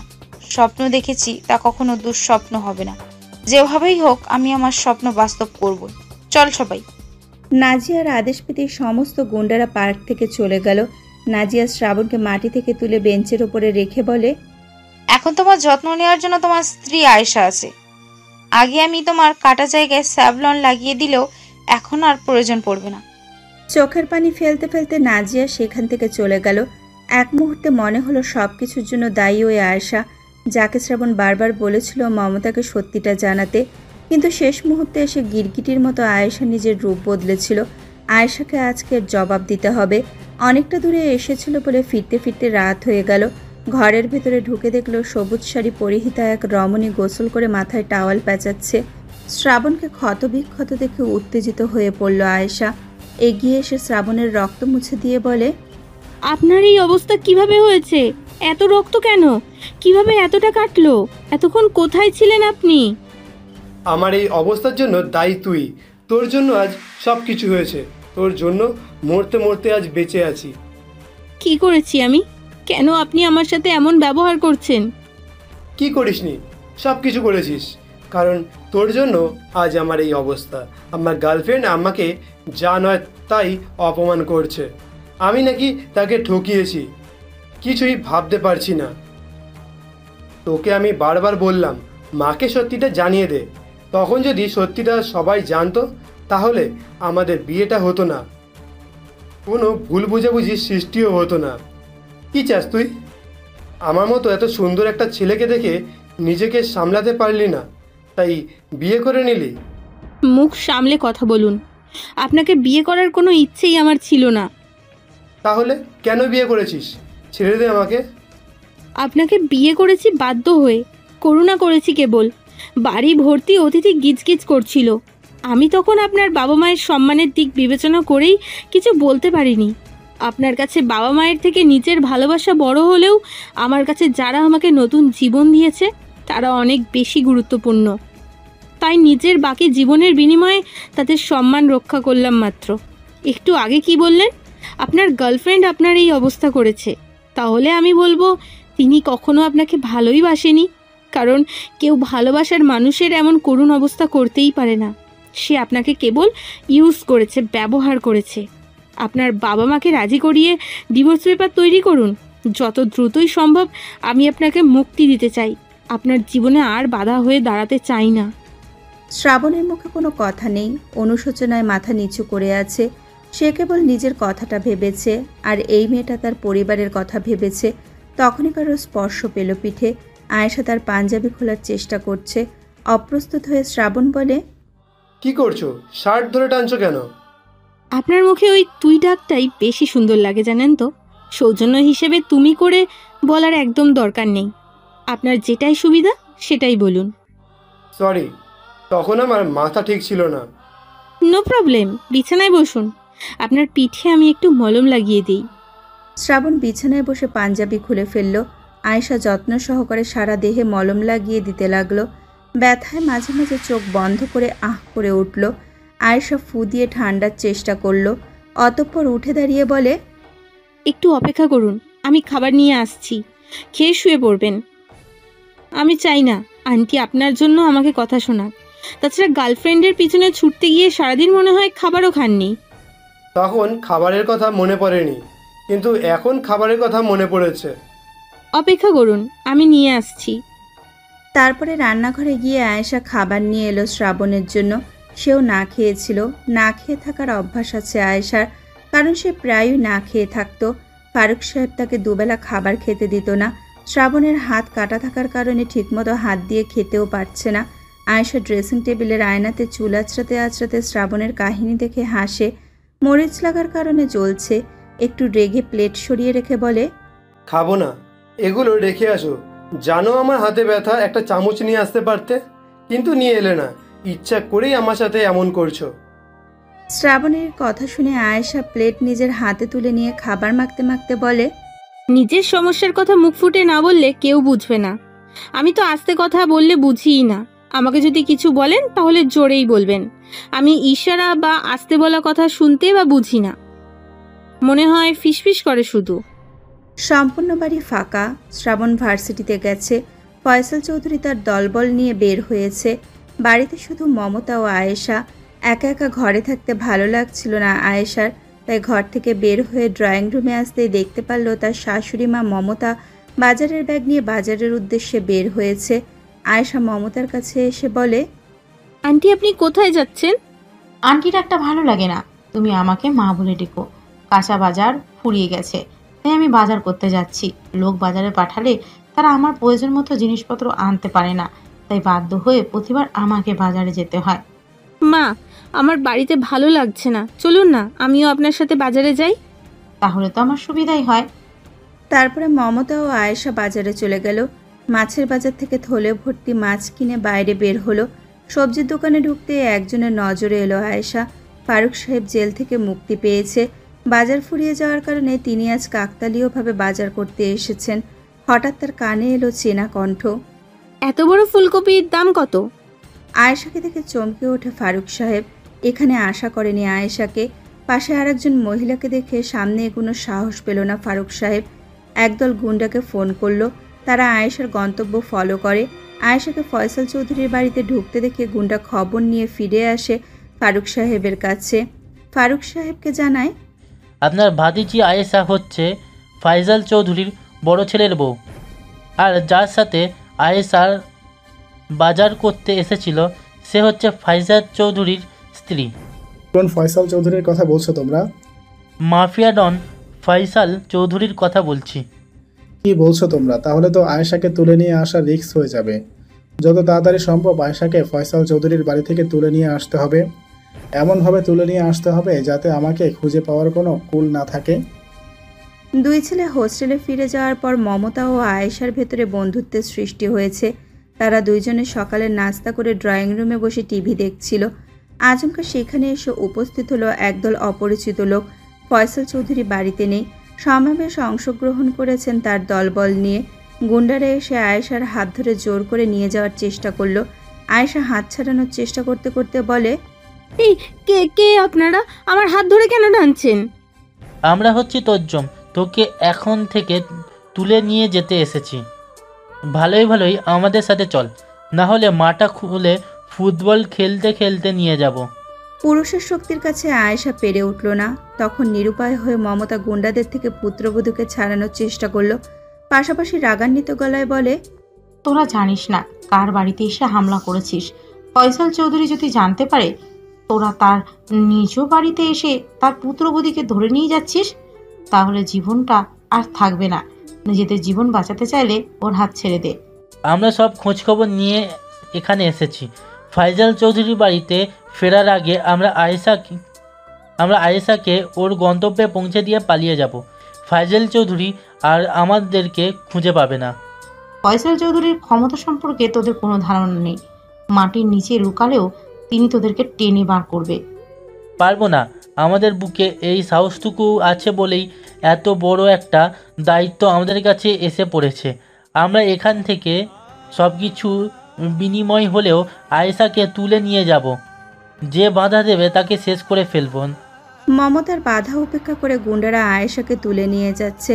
মমতা বারবার আয়েশাকে ছাড়ানোর চেষ্টা করছে দেখে গুন্ডারা অধৈর্য হয়ে মমতার উপরে হাত তোলে। ফুলদানি দিয়ে আঘাত করে মমতার মাথা ফেটে রক্ত পড়তে থাকে। অতিরিক্ত রক্তক্ষরণে মমতা মাটিতে লুটিয়ে পড়ে জ্ঞান হারিয়ে ফেলে। গুন্ডারা সেই সুযোগে আয়েশাকে নিয়ে চলে যায়। ফয়সাল চৌধুরী সমাবেশের কাজ শেষ করে বাড়িতে ফিরল। নিজের স্ত্রীকে রক্তাক্ত অবস্থায় ড্রয়িং রুমে পড়ে থাকতে দেখে হতভম্ব হয়ে গেল। ছুটে গিয়ে মমতাকে তুলে সোফায় রাখল। কাজের লোকেরা ছুটিতে আছে, নিজেই মমতার যত্ন নেয়। তখনই বাড়িতে ফেরে শ্রাবণ। বাড়ির এমন লণ্ডভণ্ড অবস্থা থেকে পরিস্থিতি বুঝতে পারল না। দ্রুত ফোন করলো ডাক্তারকে। ডাক্তার কল রিসিভ করলে তাকে বাড়িতে আসার নির্দেশ দিল। কিছুক্ষণের ভেতরে ডাক্তার বাড়িতে ফিরল। মমতাকে পরীক্ষা করে মাথায় ব্যান্ডেজ করে দিল। একটা স্যালাইন পুশ করে বলে, ওনাকে দেখে মনে হচ্ছে কেউ আপনার বাড়িতে হামলা করছিল এবং ওনাকে মেরেছে। কার এত ক্ষমতা যে ফয়সাল চৌধুরীর স্ত্রীর গায়ে হাত তুলেছে? জানি না। মমতার জ্ঞান ফেরার আগে আমরা কিছু বলতে পারবো না। যে এই কাজ করেছে আমিও দেখতে চাই তার কলিজা কত বড়। তাহলে আজ আমি উঠি, কিছুক্ষণের ভেতরেই পেশেন্টের জ্ঞান ফিরে আসবে। শ্রাবণ ভালো মন্দর খোঁজ নিয়ে ডাক্তারকে গাড়িতে তুলে দিল। ফিরে এসে দেখলো মমতার জ্ঞান ফিরেছে। আধশোয়া হয়ে বিছানায় হেলান দিয়ে কাতর গলায় বলে, আয়েশা কোথায়? ও ঠিক আছে তো? আয়েশা ঠিক আছে মানে কি মা? আয়েশার আবার কি হয়েছে? শ্রাবণ লক্ষ্য করলো আয়েশা কোথাও নেই, তাই ব্যতিব্যস্ত হয়ে শ্রাবণ বলে, আয়েশা কোথায় মা? কি হয়েছে ওর? একদল গুন্ডা এসে আয়েশাকে জোর করে তুলে নিয়ে যাচ্ছিল। আমি বাধা দিয়েছি বলে আমাকে আঘাত করেছে। অনেক চেষ্টা করেও আমি আয়েশাকে আটকাতে পারিনি। ও এই বাড়ির বউ।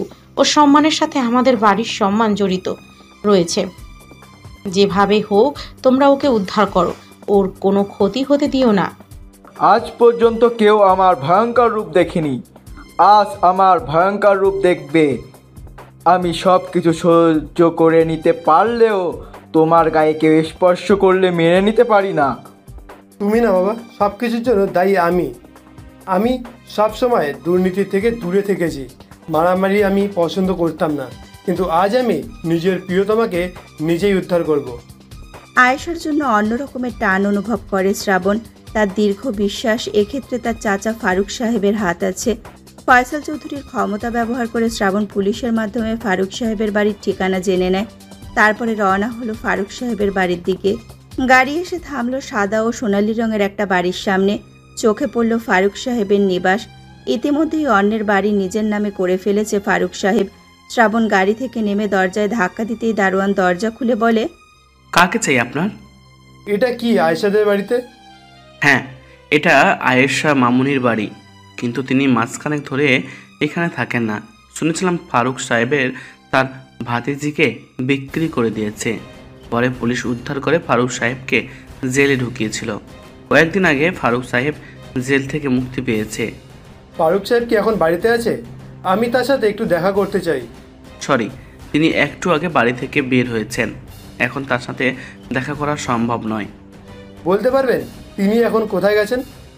আমি হচ্ছি এই বাড়ির দারোয়ান। মালিক কোথায় গেছে সে যদি নিজে থেকে আমাকে না বলে যায়, তাহলে আমি জিজ্ঞেস করতে পারি না? ও আচ্ছা। তারপরে শ্রাবণ অন্যমনস্ক হয়ে আশেপাশে ফারুক সাহেবকে খুঁজতে থাকে। তখন শ্রাবণের চোখ আটকে যায় একটা লেকের দিকে। একজন যুবক আড়াল থেকে বারবার ওর দিকে নজর রাখছে। শ্রাবণ বুঝতে পারে এই ছেলেটা ওকে ফলো করছে, একে ধরলে আয়েশার কাছে পৌঁছানো যাবে। শ্রাবণ স্বাভাবিক থাকার ভান করে এগিয়ে গেল ছেলেটার দিকে, কাঁধে হাত দিয়ে স্বাভাবিক গলায় বলে, আমি কি তোমার কিছু চুরি করেছি ভাইজান? না। তাহলে বারবার আমার দিকে নজর দিচ্ছ কেন? বাড়ি থেকে বের হওয়ার পর থেকেই তুমি আমার পিছু নিয়েছো, তার কারণটা কি? ছেলেটা বুঝতে পারলো শ্রাবণ সন্দেহ করছে, তাই শ্রাবণকে ধাক্কা দিয়ে সর্বশক্তি দিয়ে দৌড় শুরু করলো। শ্রাবণ থামলো না, ছেলেটির পেছনে দৌড়াতে শুরু করলো। শ্রাবণ রাস্তা থেকে একটা ইট কুড়িয়ে ছেলেটার পায়ের দিকে ছুঁড়ে মারল। ছেলেটার পায়ে আঘাত লাগলে মুখ থুবড়ে পড়ল মাটিতে। শ্রাবণ কলার ধরে টেনে তুলে বলে, কে তুই? আমার দিকে নজর রেখেছিস কেন? কে তোকে আমার কাছে পাঠিয়েছে বল? বিশ্বাস করুন ভাইয়া, কেউ আমাকে আপনার কাছে পাঠায়নি। আমি আসলে ছিনতাইকারী, আপনার টাকা পয়সা ছিনতাই করতে চেয়েছিলাম। ছিনতাই করতে কে বারণ করেছে? তাড়াতাড়ি আমার টাকা পয়সা ছিনতাই কর। বলেই শ্রাবণ মন মতো মারতে থাকলো ছেলেটাকে। পরিশেষে বাধ্য হয়ে ছেলেটি বলে দেয়, আমাকে ফারুক স্যার আপনার ওপরে নজর রাখতে পাঠিয়েছে। তিনি আয়েশাকে অপহরণ করতে বলেছে। ঠিকানা বল আমাকে। ছেলেটা ঠিকানা বলে দিতেই গার্ডদের হাতে অপরিচিত ছেলেটিকে তুলে দিল। অতঃপর সেই ঠিকানায় চলে গেল। ঠিকানায় গিয়ে দেখতে পারল কনস্ট্রাকশনের কাজ চলমান একটি 8তলা বাড়ি। খুব সাবধানতা অবলম্বন করে বাড়ির ভেতরে প্রবেশ করলো শ্রাবণ। ফারুক সাহেব বড় কোনো মাফিয়া নয়, তাই কেউ শ্রাবণের পথ আটকে দাঁড়ালো না। সিঁড়ির পর সিঁড়ি পেরিয়ে 6তলায় উঠতেই শুনতে পেল নাজিয়ার গলা। শ্রাবণ ভেতরে উঁকি দিতেই দেখল নাজিয়া ফারুক সাহেবের মুখোমুখি বসে কথা বলছে। ফারুক সাহেব শ্রাবণের দুর্বলতা বুঝে নাজিয়াকেও কিডন্যাপ করে নিয়ে এসেছে, কিন্তু কান খাড়া করে কথা শোনার চেষ্টা করলে কানে ভেসে এলো নাজিয়ার গলা। কেন আপনি মমতা বেগমকে এখানে তুলে নিয়ে আসেননি? গতকাল আমি আপনাকে বারবার বলে দিয়েছিলাম ওই মমতা বেগমের সাথে আমার কিছু হিসাব নিকাশ বাকি আছে। ওর জন্য শ্রাবণকে আমি নিজের করে পাইনি, আমার সমস্ত কিছু ভেঙে গেছে। ছি নাজিয়া, শেষ পর্যন্ত তুমি এই লোকটার সাথে হাত মিলিয়ে আমার সর্বনাশ করার চেষ্টা করছো। আমার ভাবতেও অবাক লাগছে তুমি এই চক্রান্তের সাথে জড়িত। নাজিয়া এখানে শ্রাবণকে দেখে চমকে যায়। পরক্ষণে গার্ডদের ইশারা করে বলে, এখন আমার মুখের দিকে তাকিয়ে কি করছো তোমরা? ওকে বন্দি করতে হবে, সেটা কি আমাকে বলে দিতে হবে? গুন্ডারা এসে শ্রাবণের মাথায় বন্দুক তাক করে। নাজিয়া এমন কোনো কাজ করতে পারে ভেবে রক্ত চলাচল বন্ধ হয়ে গেছে শ্রাবণের দেহের। আপনা আপনি দুফোঁটা পানি চোখ থেকেই ফেলে শ্রাবণ বলে, তুমি যাকে ভালোবাসো তার ক্ষতি করতে তোমার একটু বিবেকে বাজছে না? ভালোবাসার মানুষটার এত ক্ষতি চাও তুমি? Just shut up. কে তোমাকে ভালোবাসে? আমি? তুমি দিবা স্বপ্ন দেখছো, আমি তোমাকে ভালোবাসি না। এতদিন আমি তোমার সাথে ভালোবাসার অভিনয় করেছি, তোমার ভালোবাসা গ্রহণের কোনো ইচ্ছাই আমার ছিল না। তুমি সবসময় খ্যাতের মতন চলাফেরা করতে। যখন জানতে পারলাম তুমি বড় মাফিয়ার ছেলে, তোমার বাবা অনেক সম্পত্তি টাকা পয়সা আছে, তখন তোমার ভালোবাসা আমি গ্রহণ করেছিলাম। কিন্তু আমার সব প্ল্যান নষ্ট করে দিল ওই আয়েশা। আমি তোমাদের পেছনে লোক লাগিয়ে রেখেছিলাম, তারাই আমাকে খবর দেয় ফারুক নামের একজন সৎ চাচা আছে আয়েশার। আয়েশাকে আমরা দুজন মিলে কিডন্যাপ করে নিয়ে আসি। আমি বলেছিলাম তোমার মা মমতাকে কিডন্যাপ করে নিয়ে আসতে, তার জন্য আমার সব প্ল্যান নষ্ট হয়ে গেছে। এখন তোদের দুজনকেই বন্দি করে রেখে ফয়সাল চৌধুরীর কাছে আমরা মুক্তিপণ হিসাবে কোটি কোটি টাকা দাবি করব। এখন ছেলের জীবন বাঁচাতে ফয়সাল চৌধুরী আমাদেরকে কোটি কোটি টাকা দেবে। সবসময় সত্যের জয় হয়। ফয়সাল চৌধুরী সারা জীবন এই দেশটাকে শাসন করেছে, আর তার বড় ছেলে হয়ে আমি শুধু তোদের শাসন করতে পারবো না? কথাটা বলে একগাল হাসলো শ্রাবণ। বাম পাশে চেয়ারের ওপরে বাঁধা পড়ে আছে আয়েশা। ছলে বলে কৌশলে বন্দুক ছিনিয়ে নিল শ্রাবণ।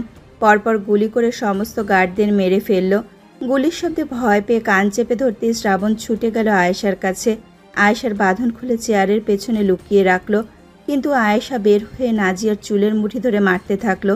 মারতে মারতে বলে, তোর এত বড় সাহস, তুই আমার শ্বশুরবাড়ির টাকা পয়সা হাতানোর জন্য আমার চাচার সাথে হাত মিলিয়ে আমাকে কিডন্যাপ করেছিস?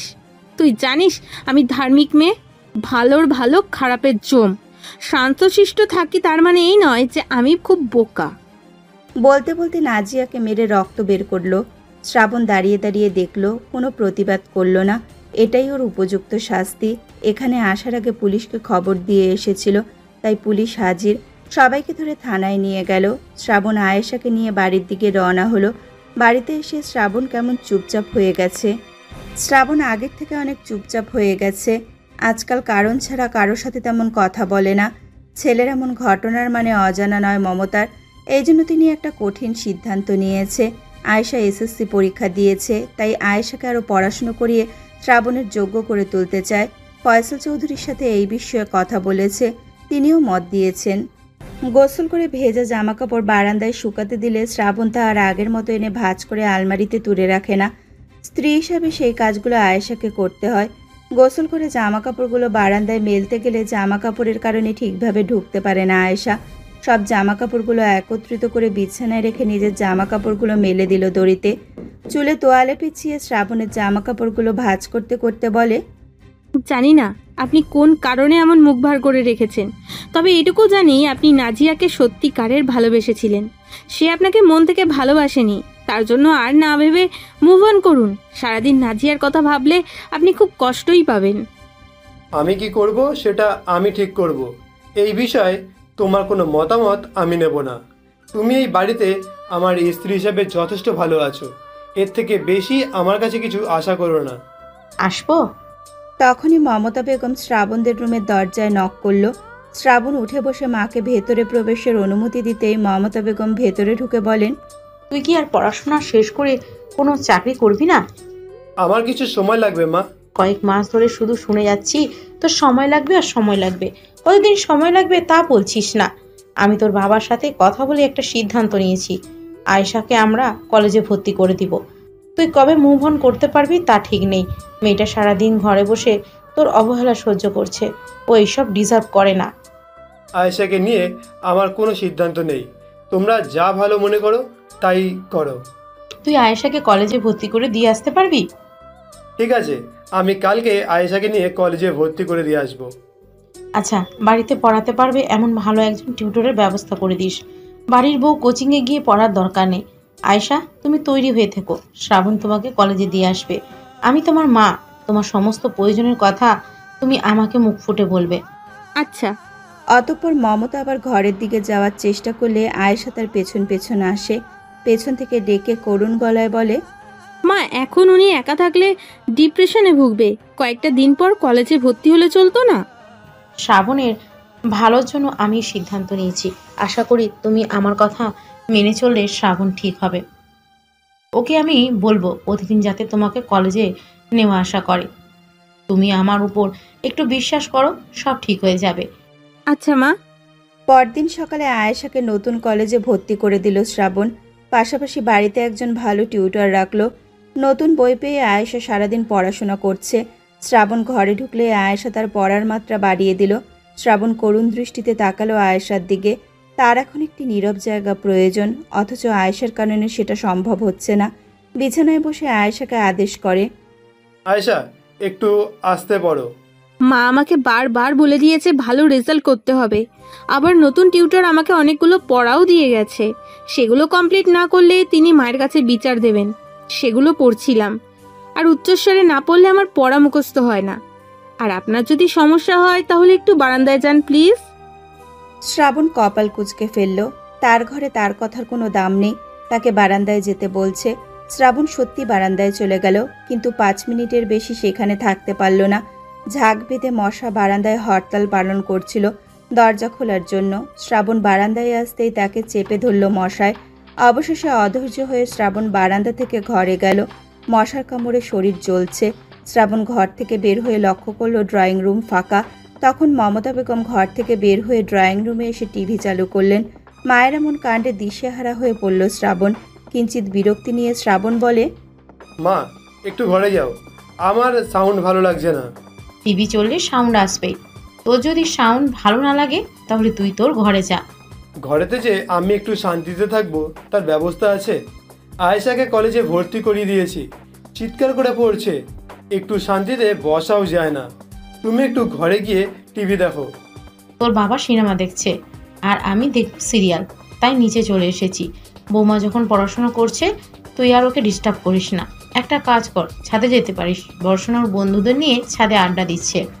ওর বন্ধুদের মাঝে আমি কি করব? বিরক্ত হয়ে শ্রাবণ ঘরে চলে এলো। গলার স্বর আসতে থাকলেও শ্রাবণকে দেখে আয়েশার গলার স্বর বেড়ে গেল। শ্রাবণ আয়েশার পাশে বসে বলে, সারাদিন বাংলা পড়লেই হবে? ইংরেজি পড়ো কিছু। স্যার এখনো ইংরেজি ধরেনি, কালকে ধরবে। চলো আজকে আমি তোমাকে ট্রান্সফরমেশন অফ সেন্টেন্স পড়াবো। আয়েশা শ্রাবণের কথায় রাজি হয়ে বই খাতা নিয়ে পড়তে বসলো। নিত্যদিনের মতো শ্রাবণ আজকেও আয়েশাকে কলেজে পৌঁছে দিয়েছে। এখন একটু সাধারণ জীবনে ফিরেছে শ্রাবণ। আয়েশার কলেজ ছুটি হয়ে গেছে। আয়েশার জন্য মেন দরজার বাইরে অপেক্ষা করছিল। তখনই দেখতে পারলো আয়েশা একটা ছেলের সাথে কথা বলতে বলতে বের হচ্ছে। ছেলেটা এমন কিছু বলছে যা শুনে আয়েশা খিলখিল করে হেসে উঠছে। অজানা কারণে শ্রাবণের প্রচণ্ড খারাপ লাগলো। বেশ কিছুক্ষণ পর আয়েশা ছেলেটার সাথে কথা বলে শ্রাবণের কাছে আসলো। হেসে বলল, কখন এসেছেন? তোমার কলেজ যখন ছুটি হয়েছে তখন দেখলাম তুমি একটা ছেলের সাথে কথা বলছিলে। ছেলেটা কে? আপনি ওনাকে চেনেন না? ভর্তি করার সময় আপনিই তো অভ্র স্যারকে আমার শিক্ষক হিসেবে নিযুক্ত করেছিলেন। কয়েকদিন পর আমাদের পরীক্ষা শুরু হচ্ছে, তাই স্যার আমাকে পড়া সংক্রান্ত তথ্য দিচ্ছিলেন। পড়াশুনে কেউ হাসে? আসলেই তিনি খুব মজার মানুষ। তার কথা শুনে আপনিও হাসবেন।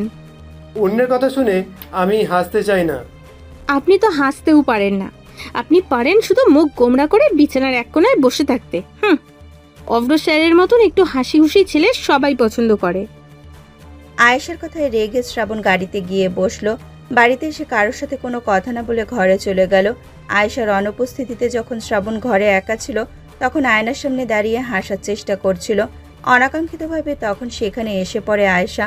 শ্রাবণকে দেখে না দেখার ভান করে পড়ার টেবিলের কাছে গিয়ে বলে, অভ্র স্যার পড়াতে এসেছে, আপনি নিচে যান। স্যার পড়াতে এসেছে, তাতে আমি নিচে যাওয়ার কি সম্পর্ক? তাকে ভিতরে আসতে বলো, আমি এখানেই থাকবো। আপনি তো কখনোই অভ্র স্যারের সামনেই আসতে চান না।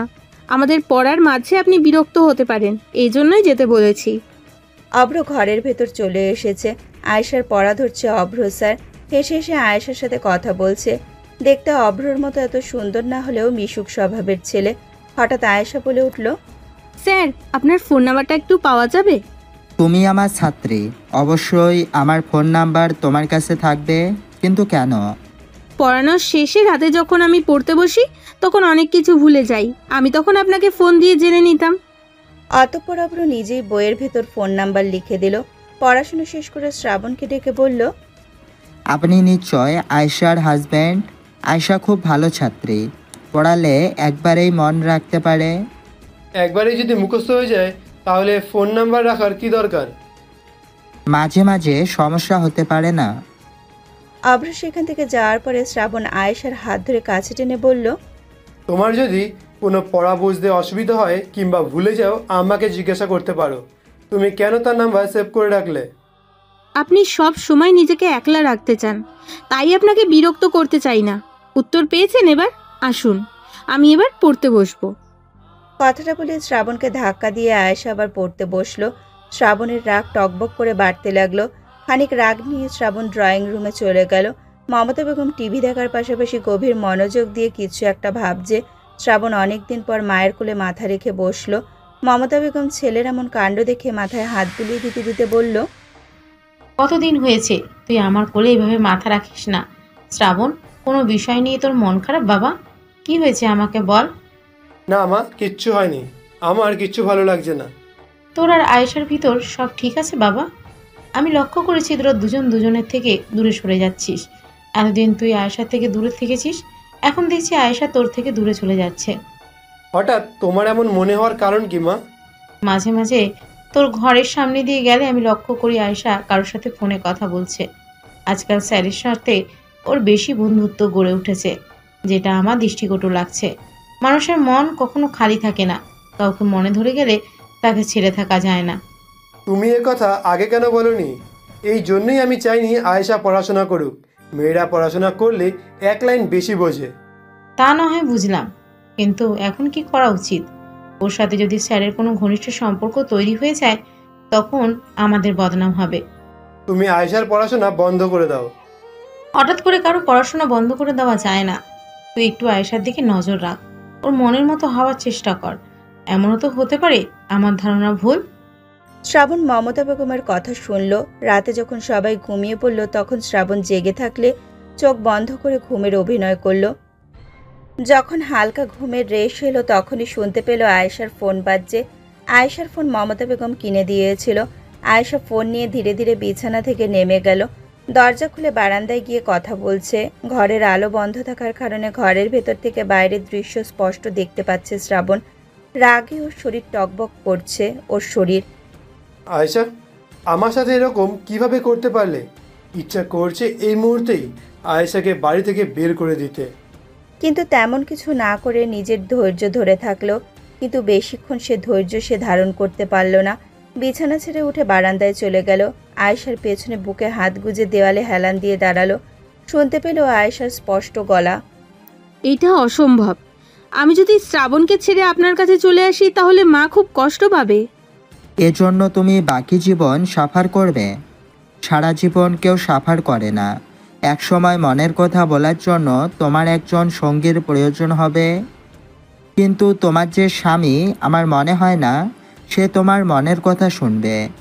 তোমার মতো সুন্দরী একটা মেয়েকে ও ডিজার্ভ করে না। তুমি ওকে ছেড়ে আমার কাছে চলে আসো। আমি তোমাকে খুব ভালো রাখতে পারবো।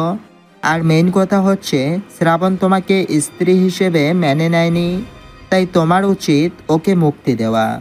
আমি এই বিষয়ে এখনো কোনো সিদ্ধান্ত নেইনি, পরেই আপনাকে জানাবো।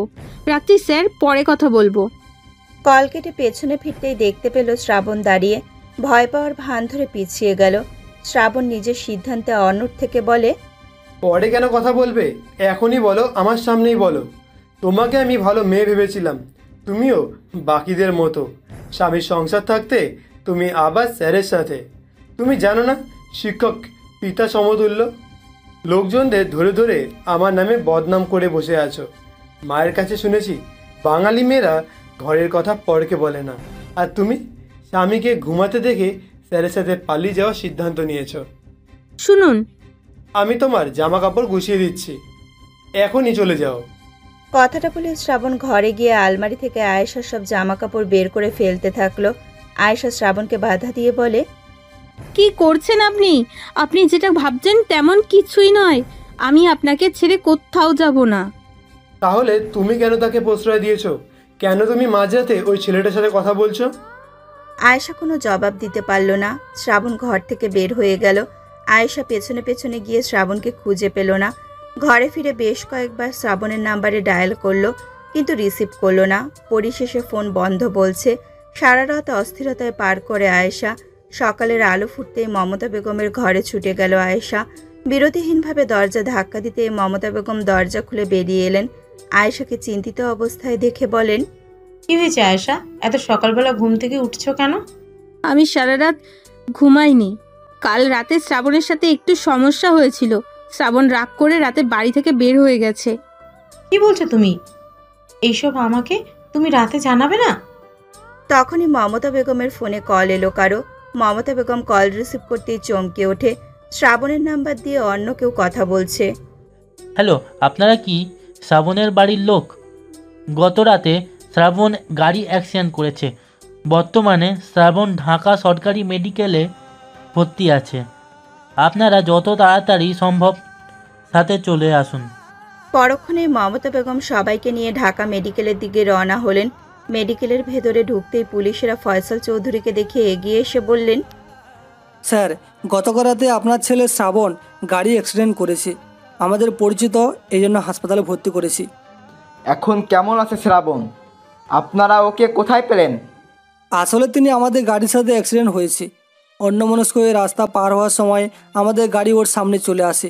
গাড়ির ভিতর থেকে বারবার ওকে সরে যাওয়ার নির্দেশ দেওয়া হলেও এগিয়ে যায়।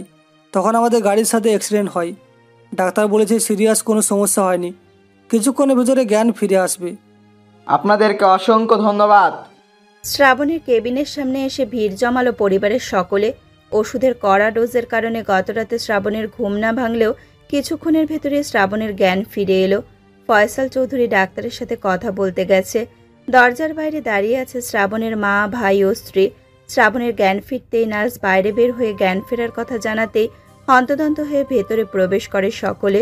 মমতা বেগম উত্তেজিত হয়ে শ্রাবণের মাথায় হাত বুলিয়ে দিয়ে বলে, তুই আমাকে নিঃসন্তান করতে উঠে পড়ে লেগেছিস, তাই না শ্রাবণ? গতকাল রাতে তোকে আমি বাড়িতে দেখলাম। কি এমন হয়েছিল যে রাতেই তোকে বাইরে যেতে হতো? ভাবির কাছে শুনেছি রাতে তোদের মাঝে একটু ঝামেলা হয়েছিল, তাই বলে ঘর ছেড়ে চলে যেতে হবে? তুই আমার বড় ছেলে, তোকে আমি যথেষ্ট বুদ্ধিমত্তা ভেবেছিলাম, কিন্তু আমার মনে হয় আমার ধারণা ভুল ছিল। সারাদিন আমি বাড়ির বাইরে থাকলেও রাতে কখনো আমি বাড়ির বাইরে থাকি না। তোর মায়ের কাছাকাছি থাকলে আমার সমস্ত সমস্যার সমাধান হয়ে যায়। আয়েশা পাশে দাঁড়িয়ে কাঁদছে। তার কারণে শ্রাবণ এত বড় একটা বিপদে পড়েছিল। শ্রাবণ আয়েশার কান্না সহ্য করতে না পেরে রাগ দেখিয়ে বলে, তোমার তো সুবিধাই হলো, আমি মরে গেলে অব্রর হাত ধরে নতুন জীবন শুরু করতে পারবে। তখনই আমার কথা তোমার মনেও পড়বে না। তাহলে কার্য কেন? আমি মরে যাইনি বলে তোমার কষ্ট হচ্ছে, তাই তো? আপনি আমাকে এত বড় একটা কথা বলতে পারছেন কিভাবে? শ্রাবণ, এখানে বৌমার কোনো দোষ নেই, এখানে সব দোষ আমার। আমি এই বুদ্ধি দিয়েছিলাম আয়েশাকে। তোকে যখন আমাদের মতো স্বাভাবিক করতে পারছিলাম না, তখন বাধ্য হয়ে আমি এই বুদ্ধি দিয়ে করেছিলাম। তুই আমাদের বুদ্ধির কারণে স্বাভাবিক হয়েছিলিস ঠিকই, কিন্তু মুখে আয়েশার প্রতি ভালোবাসা স্বীকার করিসনি। তাই অভ্রর মাধ্যমে তোকে আমি জেলাস ফিল করাই। আমাকে ক্ষমা করে দিস। সবকিছু সাজানো নাটক ভেবে শ্রাবণ চমকে ওঠে। তার ধারণা ভুল নয়, আয়েশা এই ধরনের মেয়ে নয়। আয়েশা ও শ্রাবণকে আলাদা কথা বলতে দিয়ে সবাই কেবিন থেকে বের হয়ে গেল। আয়েশা মাথা নিচু করে দাঁড়িয়ে আছে দেখে শ্রাবণ হাতের ইশারায় তাকে কাছে ডাকলো। আয়েশার হাত দুটো ধরে আবেগপ্রবণ হয়ে বলে, আমাকে ক্ষমা করে দাও আয়েশা, আমি তোমার প্রতি অবিচার করেছি। তুমি আমার স্ত্রী হওয়া সত্ত্বেও আমি তোমাকে স্ত্রীর অধিকার থেকে বঞ্চিত করেছি। ধীরে ধীরে তোমার জন্য আমার মনে ভালোবাসার ফুল ফুটেছে। তুমি কি আমার সেই ভালোবাসার ফুল গ্রহণ করে নেবে? আপনি আমাকে মন থেকে মেনে নিয়েছেন? হ্যাঁ। কালেমা পড়ে আল্লাহকে সাক্ষী রেখে আমি আপনার অর্ধাঙ্গিনী হয়েছিলাম। আপনাকে ছেড়ে যাওয়ার কথা আমি স্বপ্নেও ভাবতে পারিনি, কিন্তু প্রতিটা মুহূর্তে আপনি আমাকে দূরে ঠেলে দিয়েছিলেন। কখনো আমার খারাপ লাগছে একটুও ভাবেননি। যাই হোক, যা হয়ে গেছে হয়ে গেছে। অতীতের কথা ভুলেই আয়েশা ভালোবাসার ফুল গ্রহণ করে চিরকালের জন্য আমি আপনার হয়ে গেলাম। একে অপরের দিকে তাকিয়ে মুচকি হাসি দিয়ে দুইজন দুইজনকে শক্ত করে জড়িয়ে ধরল। এরপর থেকে তাদের মাঝে আর কখনো কোনো ঝামেলা হবে না, শুধু ভালোবাসা হবে। হ্যালো বন্ধুরা, তোমরা তো ভিডিওটা দেখলে, গল্পটা শুনলে, এবং ভিডিও তোমাদের ভালো লাগে বা গল্প তোমাদের ভালো লাগে বলেই ভিডিওতে লাইকও করো, কিন্তু তোমরা কমেন্ট করতে ভুলে যাও। তাই তাড়াতাড়ি যাও কমেন্টস বক্সে গিয়ে জানিয়ে দাও তোমাদের এই গল্পটা কেমন লাগলো। আর যারা তোমরা একদমই ফার্স্ট টাইম আমাদের চ্যানেলে ভিজিট করেছো তাদেরকে বলছি অবশ্যই ফিলিংস হার্টবিট চ্যানেলটিকে সাবস্ক্রাইব করে বেল বাটনটিকে অল করে রেখো, কারণ খুব তাড়াতাড়ি আরও একটা সুন্দর গল্প আসতে চলেছে।